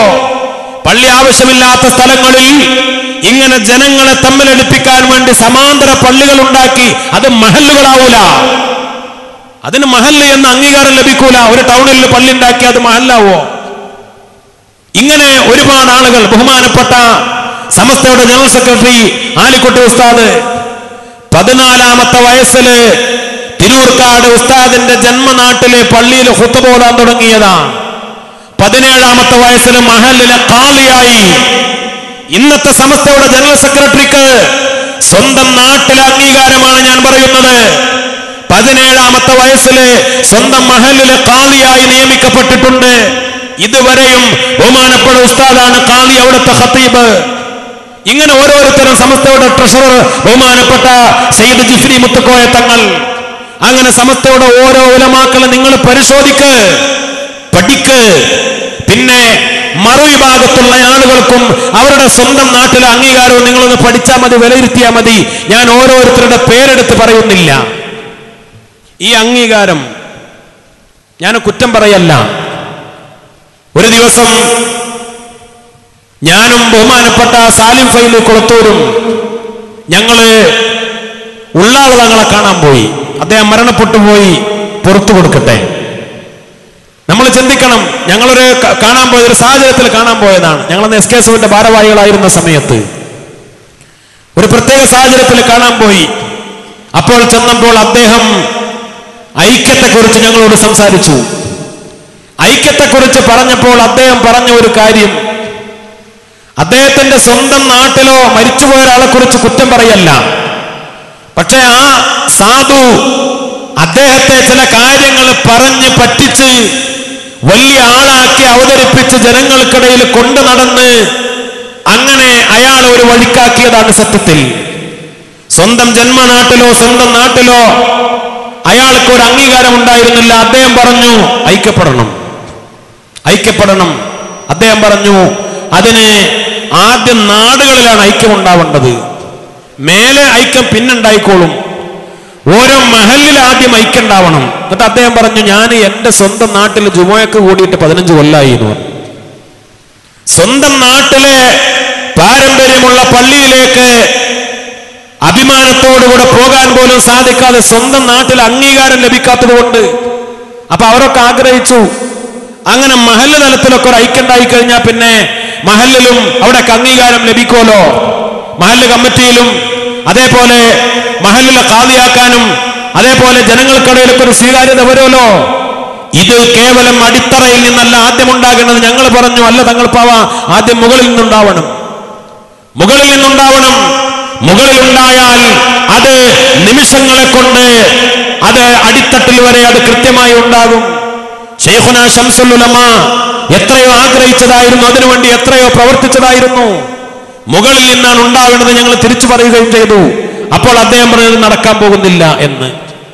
മരണപ്പെട്ടു പോയ അദ്ദേഹത്തെ കുറ്റപ്പെടുത്തുകയല്ല, പക്ഷേ അദ്ദേഹത്തിൻ്റെത് ഉൾപ്പെടെയുള്ള ആളുകളുടെ സാഹചര്യം ഞാൻ പറഞ്ഞതാണ്. ബഹുമാനപ്പെട്ട സമസ്തയുടെ ഉലമാക്കൾക്ക് ജനങ്ങൾക്ക് ഇടയിൽ ഉണ്ടായ ശക്തമായ കബൂലിയത്ത്, സ്വീകാര്യത, സ്വന്തം നാടുകളിലുണ്ടായ സ്വീകാര്യത. പിന്നെ ഏറ്റവും വലിയൊരു പ്രത്യേകത അവരുടെയൊക്കെ സൂക്ഷ്മമായ ജീവിതം. ജനലക്ഷങ്ങളുടെ അംഗീകാരമുള്ള ഒരു നേതൃത്വമാകുമ്പോ എവിടെ ചെന്നാലും ആളുകൾ ബഹുമാനിക്കാനും ആദരിക്കാനും പണം കൊടുക്കാനും സഹായിക്കാനും എല്ലാ തരത്തിലും സ്വാധീനമുള്ള വലിയ നേതാക്കളായി മാറിയപ്പോ അവര് അല്ലാഹുവിനെ മറന്നില്ല, പടച്ചവനെ മറന്നില്ല. അവരുടെ ആ പാരമ്പര്യത്തിന്റെ ഏറ്റവും വലിയ ലളിതമായ ജീവിതം, സുഹുദിലും ത്യാഗത്തിലും അധിഷ്ഠിതമായ ആ ജീവിതം തന്നെ ഏത് കാലഘട്ടത്തിലും സമസ്തയുടെ ഉലമാക്കൾ നയിച്ചത്. സമസ്തയെ പണമുണ്ടാക്കാനുള്ള ഒരു വഴിയായി ആരും ഉപയോഗപ്പെടുത്തിയിട്ടില്ല. സമസ്തയുടെ നേതാക്കളായി എന്ന കാരണത്താൽ ആരും വലിയ കോടീശ്വരന്മാരോ ലക്ഷപ്രഭുക്കളോ വലിയ വലിയ ആളുകളോ ആയിട്ടില്ല. പക്ഷെ ചില ആളുകളെങ്കിലും കേരളത്തിൽ മതത്തെ, മതപരമായ അംഗീകാരത്തെ സാമ്പത്തികമായ പുരോഗതിക്ക് വേണ്ടി ഉപയോഗപ്പെടുത്തിയിട്ടുണ്ടല്ലോ. ചിന്തിക്കാൻ വേണ്ടി ഞാൻ ഓർമ്മപ്പെടുത്തുകയാണ്. പിന്നെ ബഹുമാനപ്പെട്ട സമസ്തയുടെ ഉസ്താദുമാർക്കുണ്ടായ ആത്മീയമായ പുരോഗതി, അവരുടെ ആത്മീയമായ ഭദ്രത. ചില ആളുകൾക്കൊരു തെറ്റിദ്ധാരണയുണ്ട്, സമസ്തയുടെ ഉസ്താദുമാർ എന്ന് പറഞ്ഞാൽ ഒക്കെ ഫിഖ്ഹിന്റെ ആളുകളാണ്, ശരീഅത്തിന്റെ ആളുകളാണ്. അവർക്ക് തസവുഫില്ല, അവർക്ക് ത്വരീഖത്തിൽ അവർക്ക് ആത്മീയതയില്ല. ശംസുൽ ഉലമയെ കുറിച്ച് പല ആളുകളും അങ്ങനെ പറഞ്ഞിരുന്നു, ചിന്തിച്ചിരുന്നു. ശംസുൽ ഉലമ ദുനിയാവിന്റെ ആളാണ്, വലിയ പണ്ഡിതനാ, പക്ഷെ ശരീഅത്തിന്റെ പണ്ഡിതനാ. ബഹുമാനപ്പെട്ട ശൈഖുനാ ശംസുൽ ഉലമയെ കുറിച്ച് പല ആളുകൾക്കും മനസ്സിലാക്കാൻ സാധിച്ചില്ല. കാരണം ശംസുൽ ഉലമ ജനങ്ങളുടെ മുന്നിൽ പലപ്പോഴും അങ്ങനെ പ്രകടിപ്പിച്ചിരുന്നു.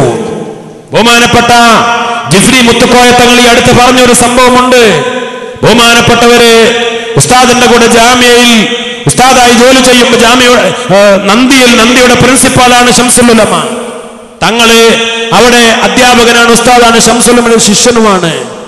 അങ്ങനെ ഒരു ദിവസം ഒരാള് മുമ്പ് പഠിച്ചു പോയൊരു ശിഷ്യൻ ഗൾഫിലൊക്കെ പോയി വലിയ മുതലാളിയായി അദ്ദേഹം വന്നപ്പോൾ ഒരു വലിയൊരു സൂട്ട് കേസ് ബഹുമാനപ്പെട്ട ശൈഖുന ശംസുൽ ഉലമക്ക് കൊണ്ടുവന്നു കൊടുത്തു. ശംസുൽ ഉലമ കുട്ടികളെ പോലെ വലിയ ആവേശത്തിൽ അത് വാങ്ങി സ്വീകരിച്ചു. ഒരു സൂട്ട് കേസ്, എന്താണ് അതില് എന്ന് പറഞ്ഞില്ല. ആ സൂട്ട് കേസ് നിറയെ ശൈഖുന ശംസുൽ ഉലമക്കുള്ള സാധന സാമഗ്രികളാണ്. എന്തൊക്കെയാണ് എന്നറിയില്ല. വീട്ടിലേക്കും ഉസ്താദിനും ഒക്കെ ഉള്ള സാധനങ്ങൾ ഉണ്ടാവും, പലതും ഉണ്ടാവും. ഗൾഫിൽ നിന്ന് കൊണ്ടുവന്നതല്ലേ. ഒരു കുട്ടികൾക്ക് കളിക്കോപ്പ് കൊടുക്കുമ്പോൾ കാണിക്കുന്ന ആവേശത്തോടെ ബഹുമാനപ്പെട്ട ശൈഖുന ശംസുൽ ഉലമ അത് വാങ്ങി, അത് സ്വീകരിച്ചു. അങ്ങനെ ഇയാൾ പോയി. അയാൾ പോയപ്പോൾ ശൈഖുന ശംസുൽ ഉലമ ഖാദിമിനോട് പറഞ്ഞു, അതങ്ങോട്ട് കട്ടിന്റെ ചോട്ടിൽ കിട്ടലാന്ന് പറഞ്ഞു. ഉസ്താദിന്റെ കട്ടിന്റെ ചോട്ടിലേക്ക് ഇടാൻ പറഞ്ഞു. അതങ്ങോട്ട് നീക്കി വെക്കാൻ വേണ്ടി പറഞ്ഞു. അത് കട്ടിന്റെ മുകളിലോ അല്ലെങ്കിൽ അൽമാരയുടെ ഉള്ളിലോ സൂക്ഷിച്ചു വെക്കാനല്ല പറഞ്ഞത്. അല്ലെങ്കിൽ അത് പോയ ഉടനെ എന്തൊക്കെയാണ് അതിൽ എന്ന് കൗതുകത്തോടുകൂടെ നോക്കാൻ ആ പെട്ടി ഒന്ന് തുറക്കുക എന്നല്ല പറഞ്ഞത്. ആ പെട്ടി കട്ടിന്റെ ചോട്ടിലേക്ക് ഇടാൻ വേണ്ടി പറഞ്ഞു. പിന്നെ മാസങ്ങൾ കഴിഞ്ഞ്, കുറെ മാസങ്ങൾ കഴിഞ്ഞ് നന്ദിയില് ദർസ് പൂട്ടി, റമദാനിന്റെ സമയത്ത് പൂട്ടിപ്പോകാൻ ഒരുങ്ങുന്ന സമയത്ത് റൂമിൽ നിന്ന് സാധനങ്ങളൊക്കെ വീട്ടിലേക്ക് കൊണ്ടുപോകാൻ വേണ്ടി ഒരുങ്ങുന്ന സമയത്ത് ഉസ്താദ് പറഞ്ഞിട്ടല്ല, ഖാദിമീങ്ങള് അതൊക്കെ പരിശോധിച്ച് ആ സമയത്താണ് പെട്ടി ശ്രദ്ധയിൽപ്പെട്ടത്. മാസങ്ങൾ കഴിയുന്നത് വരെ ശൈഖുന ശംസുൽ ഉലമ അതൊന്ന് തുറന്നു നോക്കുക പോലും ചെയ്തിട്ടില്ല. അതിലെന്താണ് എന്ന് പരിശോധിക്കുക പോലും ചെയ്തിട്ടില്ല. ശംസുൽ ഉലമ ഒരിക്കലും ദുനിയാവിന്റെ ആളായിരുന്നില്ല. പക്ഷെ ആളുകൾ എന്തെങ്കിലുമൊക്കെ കൊടുക്കുമ്പോ അത് വാങ്ങുന്ന ആവേശം കണ്ടാൽ തോന്നിപ്പോകും ഉസ്താദ് ദുനിയാവിന്റെ ആളാണ്. അതങ്ങനെ തോന്നിപ്പിക്കുമായിരുന്നു. ചില കാര്യങ്ങൾ മറച്ചു വെക്കാൻ വേണ്ടി. ശംസുൽ ഉലമ അള്ളാഹുവിന്റെ ഔലിയാക്കളിൽപ്പെട്ട വലിയ മഹാനായിരുന്നു. നിരവധി കറാമത്തുകൾ, ആ കറാമത്തുകളൊക്കെ പലപ്പോഴും വെളിപ്പെട്ടത് ബഹുമാനപ്പെട്ടവരുടെ വഫാത്തിന് ശേഷമാണ്. പലതും ജീവിതകാലത്ത് ഉണ്ടായപ്പോൾ അത് വെളിപ്പെടുത്തരുത് എന്ന് പറഞ്ഞിരുന്നു, അത് പറയരുത് എന്ന് പറഞ്ഞിരുന്നു. ബഹുമാനപ്പെട്ട ശൈഖുന ശംസുൽ ഉലമ, കണ്ണിയത്ത് ഉസ്താദിനെ പോലെയുള്ള ആത്മീയ നേതാക്കൾ, യഥാർത്ഥ തസവ്വുഫിന്റെ അഹ്ലുകാർ, യഥാർത്ഥ ത്വരീഖത്തിന്റെ അഹ്ലുകാർ, അവരുടെ ആത്മീയത അവരുടെ ജീവിതത്തിലും മരണത്തിലും നമ്മളൊക്കെ കണ്ടു. ആത്മീയത എന്ന് പറഞ്ഞാൽ അത് കൃത്യമായി മനസ്സിലാക്കാനുള്ള തെളിവ് മരണമാണ്, മരണസന്ദർഭങ്ങളാണ്. ശംസുൽ ഉലമയുടെ വഫാത്ത് നമുക്കറിയാലോ, കണ്ണിയത്ത് ഉസ്താദിന്റെ വഫാത്ത് അറിയാലോ. ബഹുമാനപ്പെട്ട സൈനുൽ ഉലമ ശൈഖുന ചെറുശ്ശേരി ഉസ്താദ് മഹാനവരുടെ വഫാത്ത് നമുക്കറിയാലോ. ശൈഖ് റിഫായി ഖദ്ദസല്ലാഹു സിർറഹുൽ അദീം തങ്ങൾ മരണപ്പെട്ട ആ മാസത്തിൽ, ശൈഖ് റിഫായി തങ്ങൾ മരണപ്പെട്ടത് വ്യാഴാഴ്ച പകൽ സമയത്തായിരുന്നു. സൈനുൽ ഉലമ ചെറുശ്ശേരി ഉസ്താദും അങ്ങനെ തന്നെ വ്യാഴാഴ്ച പകൽ സമയത്ത് അതേ മാസത്തില് റാഹത്തായി ലോകത്തോട് യാത്ര പറഞ്ഞ് പുഞ്ചിരിച്ചു കൊണ്ട് കിടന്ന ആ ജനാസ നമ്മളൊക്കെ പലരും നോക്കിക്കണ്ടതാ, പോയി കണ്ടവരാ. നല്ല റാഹത്തോടുകൂടെ അവരൊക്കെ വഫാത്തായി. ബഹുമാനപ്പെട്ട കോയക്കുട്ടി ഉസ്താദ് അന്ന് വഫാത്തിന്റെ രാത്രി മക്കയിലും മദീനയിലും ഒക്കെ അന്ന് മേറാജിന്റെ രാവാണ്, റജബ് 27-ാം രാവാ. ഉസ്താദ് ഖബറടക്കം ചെയ്യപ്പെട്ട രാത്രി നമ്മുടെ നാട്ടില് അന്ന് മേറാജിന്റെ രാവ, പുണ്യമാക്കപ്പെട്ട 27-ാം രാവാണ്. ആ രാത്രി, മരിക്കുന്ന രാത്രി ഇശാ കഴിഞ്ഞ സമയത്ത് ഉസ്താദ് കോയക്കുട്ടി ഉസ്താദ് ആ റൂമിലേക്ക് മക്കളെയൊക്കെ വിളിപ്പിച്ച്, മക്കളൊക്കെ ആലിമീങ്ങളാണ്, പേരക്കുട്ടികൾ അവര് മുത്താലിമീങ്ങൾ ആലിമീങ്ങളുണ്ട്, അവരെയൊക്കെ വിളിപ്പിച്ചു. ഉസ്താദിന്റെ ജ്യേഷ്ഠന്റെ മക്കളെ പേരക്കുട്ടികളെ വിളിപ്പിച്ചു.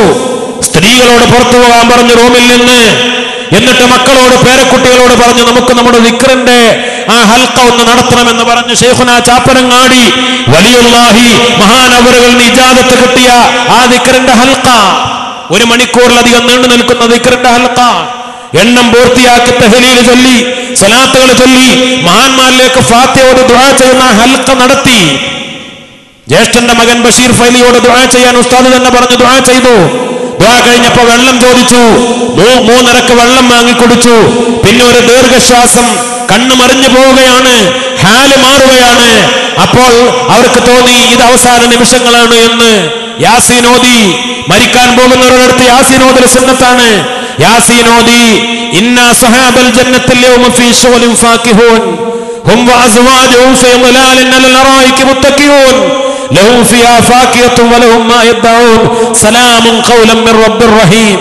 യാസീനിൽ മരണമാസന്നരായ ആളുകൾ യാസീൻ കേൾക്കുമ്പോ ഏറ്റവും കൂടുതൽ സന്തോഷിക്കുന്ന ഒരു ഘട്ടം, സന്തോഷിക്കാൻ വകയുള്ള ഒരു ഘട്ടം ഈ ആയത്തുകൾ, സുഖലോക സ്വർഗത്തിന്റെ സ്വർഗാവകാശികളുടെ അടയാളങ്ങൾ, സ്വർഗക്കാർക്ക് രാജാതിരാജനായ റബ്ബ് സുബ്ഹാനഹു വ തആല സലാം പറഞ്ഞവരെ സ്വീകരിക്കുന്ന മനോഹരമായ അവസ്ഥ. സലാമുൻ ഖൗലൻ മിർ റബ്ബിർ റഹീം. ഈ ആയത്തെത്തിയപ്പോ കോയക്കുട്ടി ഉസ്താദ് ഒന്നുകൂടെ ദീർഘശ്വാസം വലിച്ചു. അപ്പോൾ ബഷീർ ഫൈലിക്ക് തോന്നി ഇത് അവസാന നിമിഷങ്ങളാണ് എന്ന്. അവരെ യാസീനോത്ത് നിർത്തി ഉസ്താദിന് കലിമ ചൊല്ലിക്കൊടുത്തു. ലാ ഇലാഹ ഇല്ലല്ലാഹ് ഒരു വട്ടം ചൊല്ലിക്കൊടുത്തപ്പോൾ അത് 3 വട്ടം ഏറ്റു ചൊല്ലി ചുണ്ടുകൾ കൂട്ടിപ്പിടിച്ച് കണ്ണടച്ച് സ്വയം അങ്ങനെ കിടന്നു. ബഹുമാനപ്പെട്ട ശൈഖുനാ കോയക്കുട്ടി ഉസ്താദ് അങ്ങനെയായിരുന്നു വഫാത്ത്. എന്തുകൊണ്ട്? അവർക്കൊക്കെ യഥാർത്ഥ തസവ്വുഫും ത്വരീഖത്തും യഥാർത്ഥമായ ആത്മീയതയും ഉണ്ടായിരുന്നു. ചെറുശ്ശേരി ഉസ്താദ് മുത്തഅല്ലിമായിരുന്ന കാലഘട്ടത്തിൽ ഖുത്ബി തങ്ങളിൽ നിന്ന്, ഖുത്ബി മുഹമ്മദ് മുസ്ലിയാർ മഹാനവറുകളിൽ നിന്ന് ഹദ്ദാദ് ചൊല്ലാനും ദലായിലുൽ ഖൈറാത്ത് പതിവാക്കാനും എല്ലാ ദിവസവും ചൊല്ലാനുള്ള ആ 2 കാര്യങ്ങൾക്ക് ഇജാസത്ത് വാങ്ങി മുടക്കം കൂടാതെ അത് ചൊല്ലി പതിവാക്കിയിരുന്നു. ഒരുപാട് വലിയ വലിയ മഹാന്മാരിൽ നിന്ന്, വലിയ വലിയ മശായിഖന്മാരിൽ നിന്ന്, കണ്ണിയത്ത് ഉസ്താദ് ഉൾപ്പെടെയുള്ളവരിൽ നിന്ന് പല സ്വലാത്തുകളും പല വിറുദുകളും അതൊക്കെ ഇജാസത്ത് വാങ്ങി അതൊക്കെ പതിവാക്കിയിരുന്നു. ബഹുമാനപ്പെട്ട സൈനുൽ ഉലമ, ബഹുമാനപ്പെട്ട കോയക്കുട്ടി ഉസ്താദ്, ബഹുമാനപ്പെട്ട കാളമ്പാടി ഉസ്താദ്, ബഹുമാനപ്പെട്ട പാറന്നൂർ ഉസ്താദ്, അങ്ങനെ ഓരോ മഹാന്മാരും ഇപ്പോൾ നമുക്ക് നേതൃത്വം നൽകുന്ന മഹത്തുക്കളും അവരുടെയൊക്കെ ഏറ്റവും വലിയ പ്രത്യേകത എന്ന് പറഞ്ഞാൽ യഥാർത്ഥ ആത്മീയത. ബഹുമാനപ്പെട്ട പാണക്കാട് സയ്യിദ് ഹൈദർ അലി ശിഹാബ് തങ്ങൾ, പൂക്കോയ തങ്ങളിൽ നിന്ന് കിട്ടിയ ഒരുപാട് പ്രത്യേകമായ വിറുദുകളും ആത്മീയമായ വഴികളും ദിക്റുകളും പ്രത്യേകമായ റാത്തീബുകളും ഉൾപ്പെടെ അവരൊക്കെ പതിവാക്കി വരുന്ന പല കാര്യങ്ങളുണ്ട്. അതിൽ നിന്ന് അവർക്ക് പാരമ്പര്യമായി കിട്ടിയ ബദരിയത്തുൽ മങ്കൂസിയ, അത് കേരളത്തിലെ മുസ്ലിം സമുദായത്തിന് ഇന്നത്തെ പ്രത്യേകമായ സാഹചര്യത്തിൽ ഇജാസത്ത് തന്നപ്പോ സത്യത്തിൽ എന്തായിരുന്നു അതിന്റെ ഒരു സാഹചര്യം? തങ്ങളോട് ഒരുപാട് ആളുകൾ വേദനകളും ബുദ്ധിമുട്ടുകളും പരിവട്ടങ്ങളും പറയാൻ ചൊല്ലും. അത് വ്യാപകമാണ്. 2 കാരണത്താൽ. ഒന്ന്, ഒരുപാട് പരീക്ഷണങ്ങൾ കൂടിയ ഒരു കാലഘട്ടം. മറ്റൊന്ന്, തങ്ങൾക്ക് വലിയ ഉത്തരവാദിത്വം കൂടി സയ്യിദ് മുഹമ്മദ് അലി ശിഹാബ് തങ്ങൾ കൈകാര്യം ചെയ്തതും ഉമർ അലി ശിഹാബ് തങ്ങൾ കൈകാര്യം ചെയ്തതും സമസ്തയുടെ ഒരുപാട് ഉലമാക്കൾ ശംസുൽ ഉലമയും കണ്ണിയത്ത് ഉസ്താദൊക്കെ കൈകാര്യം ചെയ്ത പല മഹല്ലുകളുടെ ഉത്തരവാദിത്വം തങ്ങൾക്ക് വന്നു ചേർന്നപ്പോ ഒരുപാട് മഹല്ലുകളുടെ ഖാലിസ്ഥാനം, ഒരുപാട് വലിയ ഉത്തരവാദിത്തങ്ങൾ, എപ്പോഴും ആളുകൾ വന്നുകൊണ്ട് പല പ്രയാസങ്ങൾ പരിഹാരം തേടി കടന്നു വരുമ്പോ പൊതുവായി തങ്ങൾക്കൊരാഗ്രഹം. കാരണം പല ബലാഹുകൾ, നാട്ടുബലാഹുകൾ, മാരകമായ രോഗങ്ങൾ, കഷ്ടപ്പാടുകൾ, ജനങ്ങൾ കരഞ്ഞ സങ്കടം വന്ന് പറയുമ്പോ അതിന് മുൻഗാമികൾ നിർദ്ദേശിച്ച ഒരു പരിഹാരം ബദരീങ്ങളെ തവസ്സുലാക്കി നടത്തുന്ന പരിശുദ്ധമായ ബദരിയത്ത് മജ്ലിസുൻ നൂർ എന്ന പേരിൽ 7 ഫാത്തിഹ ഓതി ആ ബൈത്തുകൾ ചൊല്ലി യാസീൻ ഓതി ദുആ ചെയ്യുന്ന ആ ഒരു സദസ്സിന്റെ ഇജാസത്ത് വ്യാപകമായി കൊടുത്തു. കേരളത്തിലെ ജനങ്ങൾ അത് ഏറ്റെടുത്തു. അല്ലേ? ആയിരക്കണക്കിന് സദസ്സുകൾ ഓരോ ദിവസവും ഓരോ സ്ഥലങ്ങളിൽ മജ്ലിസുൻ നൂർ നടന്നു വരുന്നു. ഓരോ സ്ഥലത്തും ആയിരങ്ങൾ പങ്കെടുത്തുകൊണ്ടിരിക്കുന്നു. കേരളത്തിൽ മാത്രമല്ല, ഗൾഫ് രാജ്യങ്ങളിലും മലയാളികളുള്ള പല സ്ഥലങ്ങളിലും വ്യാപകമായി മജ്ലിസുൻ നൂറിന്റെ സദസ്സുകൾ. അപ്പോൾ ചില ആളുകൾക്ക് അതിന് സമാന്തരം ഉണ്ടാക്കാൻ വേണ്ടി തോന്നി. പക്ഷേ ഓരോ കാര്യത്തിലും ഒരു നീയത്തുണ്ടല്ലോ, അപ്പോഴേ വിജയിക്കുള്ളൂ. അപ്പൊ ബദരീങ്ങളെ ഹാദറാക്കാൻ വേണ്ടിയുള്ള സദസ്സുകൾ ഉണ്ടാക്കാണ്.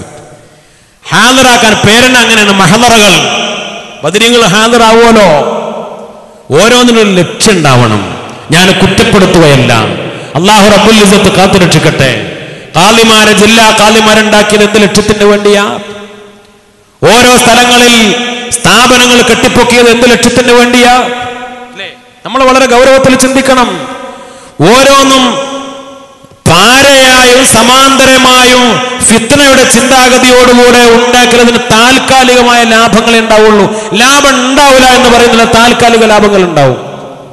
ബഹുമാനപ്പെട്ട CM വലിയുല്ലാഹി മടവൂരിൽ കിടക്കുന്ന ബഹുമാനപ്പെട്ട CM, ആ CM-ന്റെ മഖാമിലേക്ക് ആളുകൾ ചെല്ലുന്നതിനെ തടയിട്ട് വരുമാനം, നേർച്ചകളും സംഭാവനകളും ഒക്കെ വാങ്ങിവെക്കാൻ വേണ്ടി അതിനോട് തൊട്ടടുത്ത സ്ഥലം വാങ്ങി അവിടെ സമാന്തരം ഉണ്ടാക്കിയില്ലേ? നമ്മൾ ചിന്തിക്കണം. പലയിടത്തും സമാന്തരങ്ങൾ ഉണ്ടാക്കി. നമ്മുടെ പരിശുദ്ധമായ മമ്പുറത്ത് വ്യാഴാഴ്ചകൾ സ്വലാത്ത് നടക്കുന്നു. ദാറുൽ ഹുദ അതിന് നേതൃത്വം നൽകുന്നു. അത് അള്ളാന്റെ തീരുമാനമാണ്. ഞാൻ ഓർക്കുകയാണ്, പണ്ട് എന്നെക്കാൾ ചരിത്രം നിങ്ങൾക്കറിയാം. ദാറുൽ ഹുദയുടെ ക്യാമ്പസ് ഒരുപാട് കൊണ്ടുള്ള, എപ്പോഴും വെള്ളത്തിൽ നിറഞ്ഞു നിന്നിരുന്ന ആ സ്ഥലത്ത് ബഹുമാനപ്പെട്ട ഡോക്ടർ യുവാപ്പുട്ടി ഹാജി ലോഡ് കണക്കിന് മണ്ണ് കൊണ്ടുപോയിടുമ്പോൾ ആളുകൾ അയാൾക്ക് സുഖമില്ല എന്ന് പറഞ്ഞിരുന്നു. ഈ ചതുപ്പ് നിലത്താണോ ഒരു അന്താരാഷ്ട്ര യൂണിവേഴ്സിറ്റി ഉണ്ടാക്കാൻ പോകുന്നത്? പക്ഷേ വാപ്പുട്ടി ഹാജിയുടെ ആ സ്വപ്നങ്ങൾ മുഴുവനും യാഥാർത്ഥ്യമായില്ലേ? ഇന്ന് മനോഹരമായ സംവിധാനം. അന്ന് ആ കഷ്ടപ്പാടിന്റെ കാലത്ത് ദാറുൽ തുടക്കഘട്ടത്തില് വാപ്പുട്ടി ഹാജിയും ബഹുമാനപ്പെട്ട CH ഉസ്താദും MM ബഷീർ ഉസ്താദും ഒക്കെ കഷ്ടപ്പെടുന്ന ആ കാലഘട്ടത്തില് ശംസുൽ ഉലമയുടെ പേരക്കുട്ടി ദാറുൽ പഠിച്ചിരുന്നു. ശംസുൽ ഉലമ ഒരിക്കൽ ദാറുൽ വന്നപ്പോൾ വാപ്പുട്ടി ഹാജി പറഞ്ഞു, ഷെയ്ഖുന, ദാറുൽ വലിയ കഷ്ടപ്പാടിലാണ്, വലിയ പ്രയാസത്തിലാണ് സാമ്പത്തികമായി. അന്ന് ശംസുൽ ഉലമ 3 തവണ വാപ്പുട്ടി ഹാജിയോട് പറഞ്ഞു, എന്തിനാ വാപ്പുട്ടി ഹാജി വിഷമിക്കുന്നത്? ദാറുൽ ഹുദ ഖുതുബുസ്സമാൻ നോക്കിക്കൊള്ളും, ദാറുൽ ഹുദ ഖുതുബുസ്സമാൻ നോക്കിക്കൊള്ളും. അന്ന് മമ്പുറം മഖാം ദാറുൽ ഹുദ ഖിദ്മത്ത് ചെയ്യുന്ന ഘട്ടമല്ല. പിന്നെ ഉണ്ടായതെന്താ?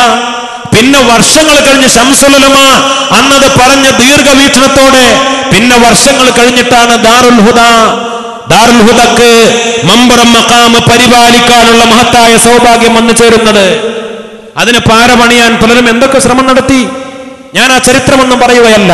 ഇന്ന് അൽഹംദുലില്ലാ വ്യാഴാഴ്ച ഒക്കെ നടക്കുന്ന സ്വലാത്ത് എന്തൊരു അത്ഭുതമാണ്.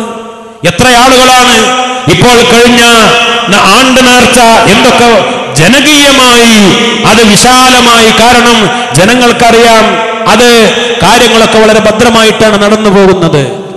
ഇത് തട്ടിപ്പിന്റെയും വെട്ടിപ്പിന്റെയും ഏർപ്പാടല്ല. മമ്പുറത്തേക്ക് നേർച്ച കൊടുത്താൽ, സംഭാവന കൊടുത്താൽ അത് ഉപകാരപ്പെടുന്ന വഴിക്കാണ് ചെലവഴിക്കപ്പെടുന്നത്. കാരണം അത് വിശ്വസിക്കാൻ പറ്റുന്ന കരങ്ങളിലാണെന്നറിയാം.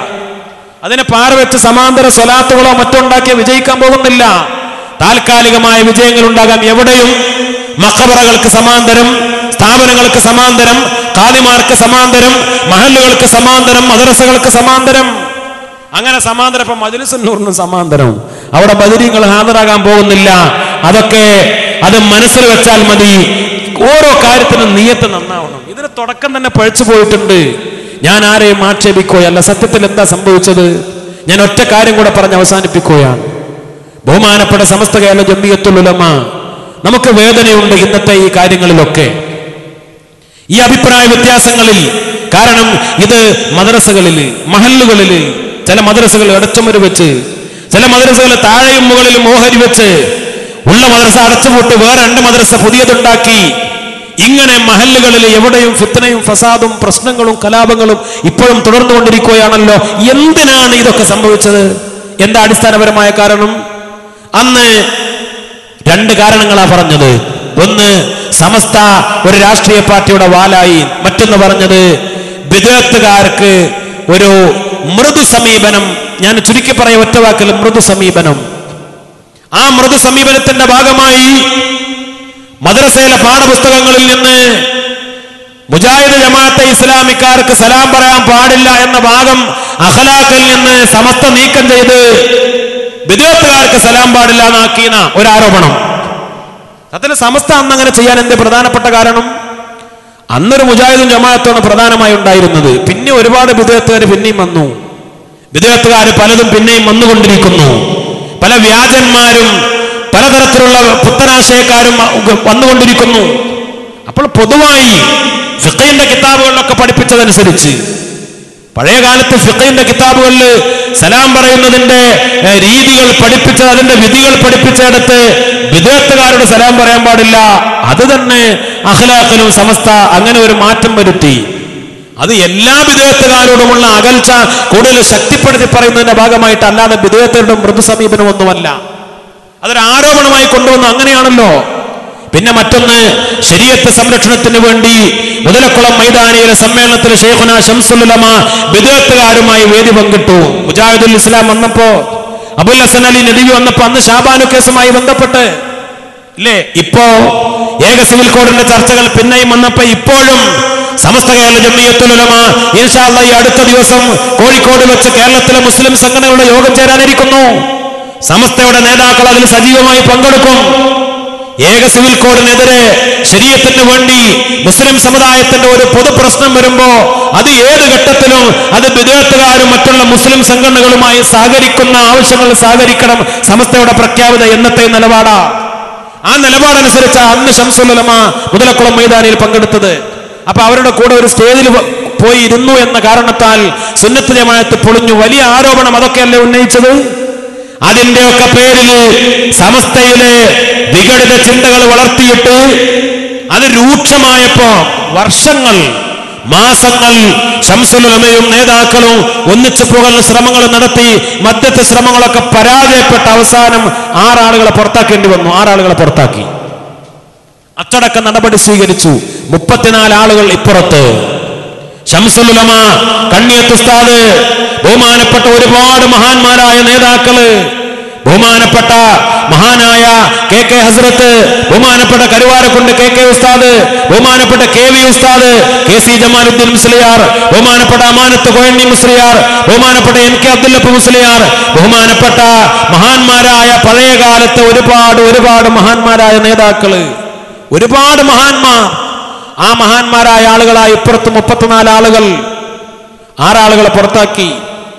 അവര് ആദ്യം കോടതിയിൽ പോയി. എന്നിട്ട് സമസ്തയുടെ പ്രവർത്തനം നേരായ വഴിയിലല്ല, സമസ്തയുടെ ഭരണഘടനയ്ക്ക് വിരുദ്ധമാണ് എന്നൊക്കെ പറഞ്ഞുകൊണ്ട് കോടതിയിൽ പോയി. പക്ഷേ അത് വിജയിച്ചില്ല. അങ്ങനെ അവരുടെ ഭാഗം വാദിച്ചിരുന്ന അഡ്വക്കേറ്റ് അരവിന്ദാക്ഷ മേനോൻ പറഞ്ഞു കൊടുത്തൊരു തന്ത്രമാണ്. അവർ പറഞ്ഞു കൊടുത്തു, നിങ്ങൾക്ക് കേസിൽ വിജയിക്കണമെങ്കിൽ നിങ്ങൾ ചെയ്യേണ്ടത് നിങ്ങളൊരു മുഷാവറ രൂപീകരിക്കലാണ് 40 ആളുകളുടെ. എന്നിട്ട് നിങ്ങളാണ് യഥാർത്ഥ സമസ്ത എന്ന രൂപത്തിൽ രജിസ്ട്രേഷൻ നടത്തലാണ്. എന്നിട്ട് കേസുമായി പോകലാണ്. അയാൾ പറഞ്ഞു കൊടുത്തൊരു തന്ത്രപ്രകാരം ഈ 6 ആളുകളും പിന്നെ ബാക്കി 34 ആളുകൾ പുറത്തുനിന്ന് കൂട്ടി അവരൊരു സംഘടന ഉണ്ടാക്കി. നമ്മുടെ ആളുകളൊക്കെ പറയാറുണ്ട് അരവിന്ദാക്ഷ മേനോൻ പറഞ്ഞു കൊടുത്തുണ്ടാക്കിയതാണ്. അതൊരു കളിയാക്കലല്ല, അതൊരു യാഥാർത്ഥ്യമാണ്. അതിന്റെ സാഹചര്യം ഇതാണ്. കേസ് വിജയിക്കാൻ വേണ്ടി ചെയ്തൊരു തന്ത്രമാണ്. സമസ്തയുടെ ഉലമാക്കൾ കണ്ണിയത്ത് ഉസ്താദിനെയും ശംസുൽ ഉലമയും കോടതി കയറ്റുന്ന നിരന്തരമായ കേസുകൾ, ആ കേസുകൾ വിജയിക്കാൻ വേണ്ടി സമാന്തരമുണ്ടാക്കിയ ഒരു സംഘടന. അതുകൊണ്ട് തന്നെ അടിസ്ഥാനത്തിൽ അബദ്ധങ്ങൾ സംഭവിച്ചിട്ടുണ്ട്. ആ അബദ്ധങ്ങളിൽ തുടർന്നുകൊണ്ടേയിരിക്കുന്നു. തെറ്റുകൾ തിരുത്തി പഴയ പാരമ്പര്യത്തിലേക്ക് തിരിച്ചു വരണം. എന്തിനാണ് ഈ കലാപങ്ങൾ? ഞാൻ അവസാനിപ്പിക്കുകയാണ്.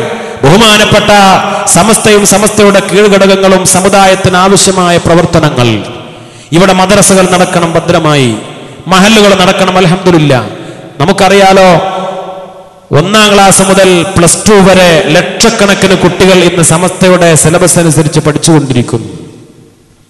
1ാം ക്ലാസ് മുതൽ +2 വരെ. ഇപ്പോൾ വലിയ കബൂലിയത്തോടെ സ്വീകാര്യത അൽബിർ എന്ന് പറയുന്ന നമ്മുടെ സംവിധാനം അൽഹംദുലില്ലാ ഒരുപാട് സ്ഥലങ്ങളിൽ തുടങ്ങിയിടത്തൊക്കെ വലിയ വിജയമാണ്.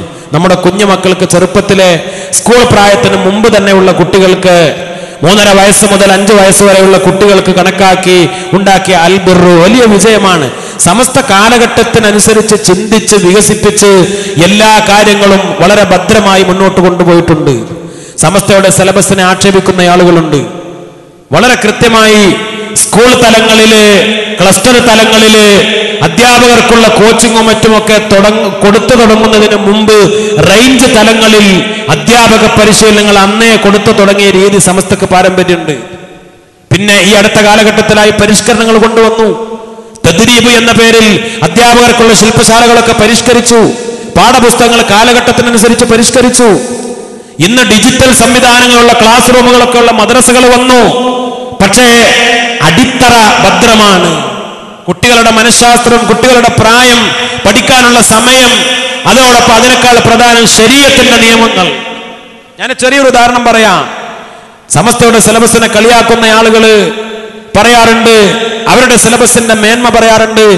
ഞങ്ങള് 2ാം ക്ലാസ്സിലെ കുട്ടികൾക്ക് നിസ്കാരം പഠിപ്പിക്കുന്നത് അത് കുട്ടികളുടെ മനഃശാസ്ത്രം അനുസരിച്ചാണ്. അവർ നിസ്കാരം പഠിപ്പിക്കുന്ന രീതി എന്താ? അവരുടെ പാഠപുസ്തകത്തിൽ നാടകത്തിന്റെ രൂപത്തില്, അഭിനയത്തിന്റെ രൂപത്തില് ചില കഥാപാത്രങ്ങളെ സങ്കല്പിച്ച് സംഭാഷണത്തിന്റെയും അഭിനയത്തിന്റെയും രൂപത്തില് നിസ്കാരം പഠിപ്പിക്കുകയാണ്. അവരുടെ വാദം എന്താ? ഈ 7 വയസ്സായ കുട്ടി ആ കുട്ടിയുടെ മനഃശാസ്ത്രം അനുസരിച്ചുള്ള പഠിപ്പിക്കലാന്നാ. അത് ഏതെങ്കിലും കാര്യം പഠിപ്പിക്കലല്ലോ. സമസ്ത 2ാം ക്ലാസ്സിലെ ഫിഖഹിലൂടെ കുട്ടികളെ പഠിപ്പിക്കുന്ന നിസ്കാരം പഠിപ്പിക്കുന്ന ശരീഅത്തിന്റെ നിയമം അനുസരിച്ചാണ്. കേവലം മനഃശാസ്ത്രവും നാടക ശൈലിയിലും അല്ല. കാരണം എങ്ങനെയാണ് 7ാമത്തെ വയസ്സില് കുട്ടികളോട് നിസ്കാരം കൊണ്ട് കൽപ്പിക്കുമ്പോൾ അവർക്ക് നിസ്കാരം പഠിപ്പിക്കണം 7-ാമത്തെ വയസ്സിൽ കുട്ടികളോട് നിസ്കാരം കൊണ്ട് കൽപ്പിക്കണമെങ്കിൽ നിസ്കാരം പഠിപ്പിക്കണം. നിസ്കാരം പഠിപ്പിക്കേണ്ടത് നിസ്കാരത്തിന്റെ ഫർളുകളും അതിന്റെ റുക്നുകളും ഷർത്തുകളും ഒക്കെ പഠിപ്പിച്ചുകൊണ്ടാണ് എന്നാണ് ഫിഖ്ഹിന്റെ പണ്ഡിതന്മാർ പഠിപ്പിച്ചിട്ടുള്ളത്. ആ നിയമം അനുസരിച്ച് ആ സമസ്ത കുട്ടികൾക്ക് നിസ്കാരം പഠിപ്പിക്കുന്നത്. കേവലം മനഃശാസ്ത്രം മാത്രമല്ല, എല്ലാ ശാസ്ത്രത്തിനും അടിത്തറയായി ശരീഅത്തിന്റെ നിയമങ്ങൾ, അതിൽ ഭദ്രമായി മനഃശാസ്ത്രവും പ്രായവും പക്വതയൊക്കെ നോക്കി എല്ലാ ആധുനിക ചലനങ്ങളും മനസ്സിലാക്കി അതിനനുസരിച്ച് അൽഹംദുലില്ലാഹ് മുന്നോട്ട് പോയിക്കൊണ്ടിരിക്കുന്നു നമ്മുടെ സ്ഥാപനങ്ങൾ, നമ്മുടെ സംവിധാനങ്ങൾ. എല്ലാവരുടെയും മുന്നിലായി നമ്മുടെ പണ്ഡിതന്മാരും യുവ പണ്ഡിതന്മാരും ഒക്കെ വളർന്നു വരുന്ന രൂപത്തിൽ സമസ്തയുടെ പ്രവർത്തനങ്ങൾ വളരെ റാഹത്തായി നടന്നുകൊണ്ടിരിക്കുമ്പോൾ ഇൻഷാ അല്ലാഹ് ആ പ്രവർത്തനങ്ങളൊക്കെ നമ്മുടെ നാട്ടിലും ഭംഗിയായി നടത്താൻ നമ്മുടെ കുട്ടികൾ SKSFന്റെ പ്രവർത്തകർ ഈ കഴിഞ്ഞ 25 കൊല്ലമായി നമ്മുടെ നാട്ടിൽ സംഘടിപ്പിച്ച പ്രവർത്തനങ്ങൾ, അതിനേക്കാൾ ഉപകാരമുള്ള ഒരുപാട് പ്രവർത്തനങ്ങൾ ഇനിയും നടക്കണം. അല്ലാഹു റബ്ബുൽ ഇസ്സത്ത് തൗഫീഖ് നൽകി അനുഗ്രഹിക്കട്ടെ. നമ്മുടെ ജീവകാരുണ്യ പ്രവർത്തനങ്ങൾ, സഹചാരിയുടെ ഒക്കെ പ്രവർത്തനം നിങ്ങൾക്കൊക്കെ അറിയുന്നത് പോലെ 150ഓളം വരുന്ന കേന്ദ്രങ്ങളിൽ ഇപ്പോ സഹചാരി സെന്ററുകൾ ആരംഭിച്ച് പാവങ്ങളായ രോഗികൾക്ക് അത്താണിയായി വലിയ അഭിമാനകരമായ പ്രവർത്തനങ്ങൾ നടത്തിക്കൊണ്ടിരിക്കുകയാണ്. വിദ്യാഭ്യാസ രംഗത്ത്, സേവന രംഗത്ത്, സാമൂഹ്യ പ്രവർത്തന രംഗത്ത്, ആത്മീയ രംഗത്ത്, ദഅ്വ രംഗത്ത് ഒക്കെ പ്രവർത്തനങ്ങൾ ഇൻഷാ അല്ലാഹ് എല്ലാ പ്രവർത്തനങ്ങളും അല്ലാഹു സുബ്ഹാനഹു വ തആല വിജയിപ്പിക്കട്ടെ.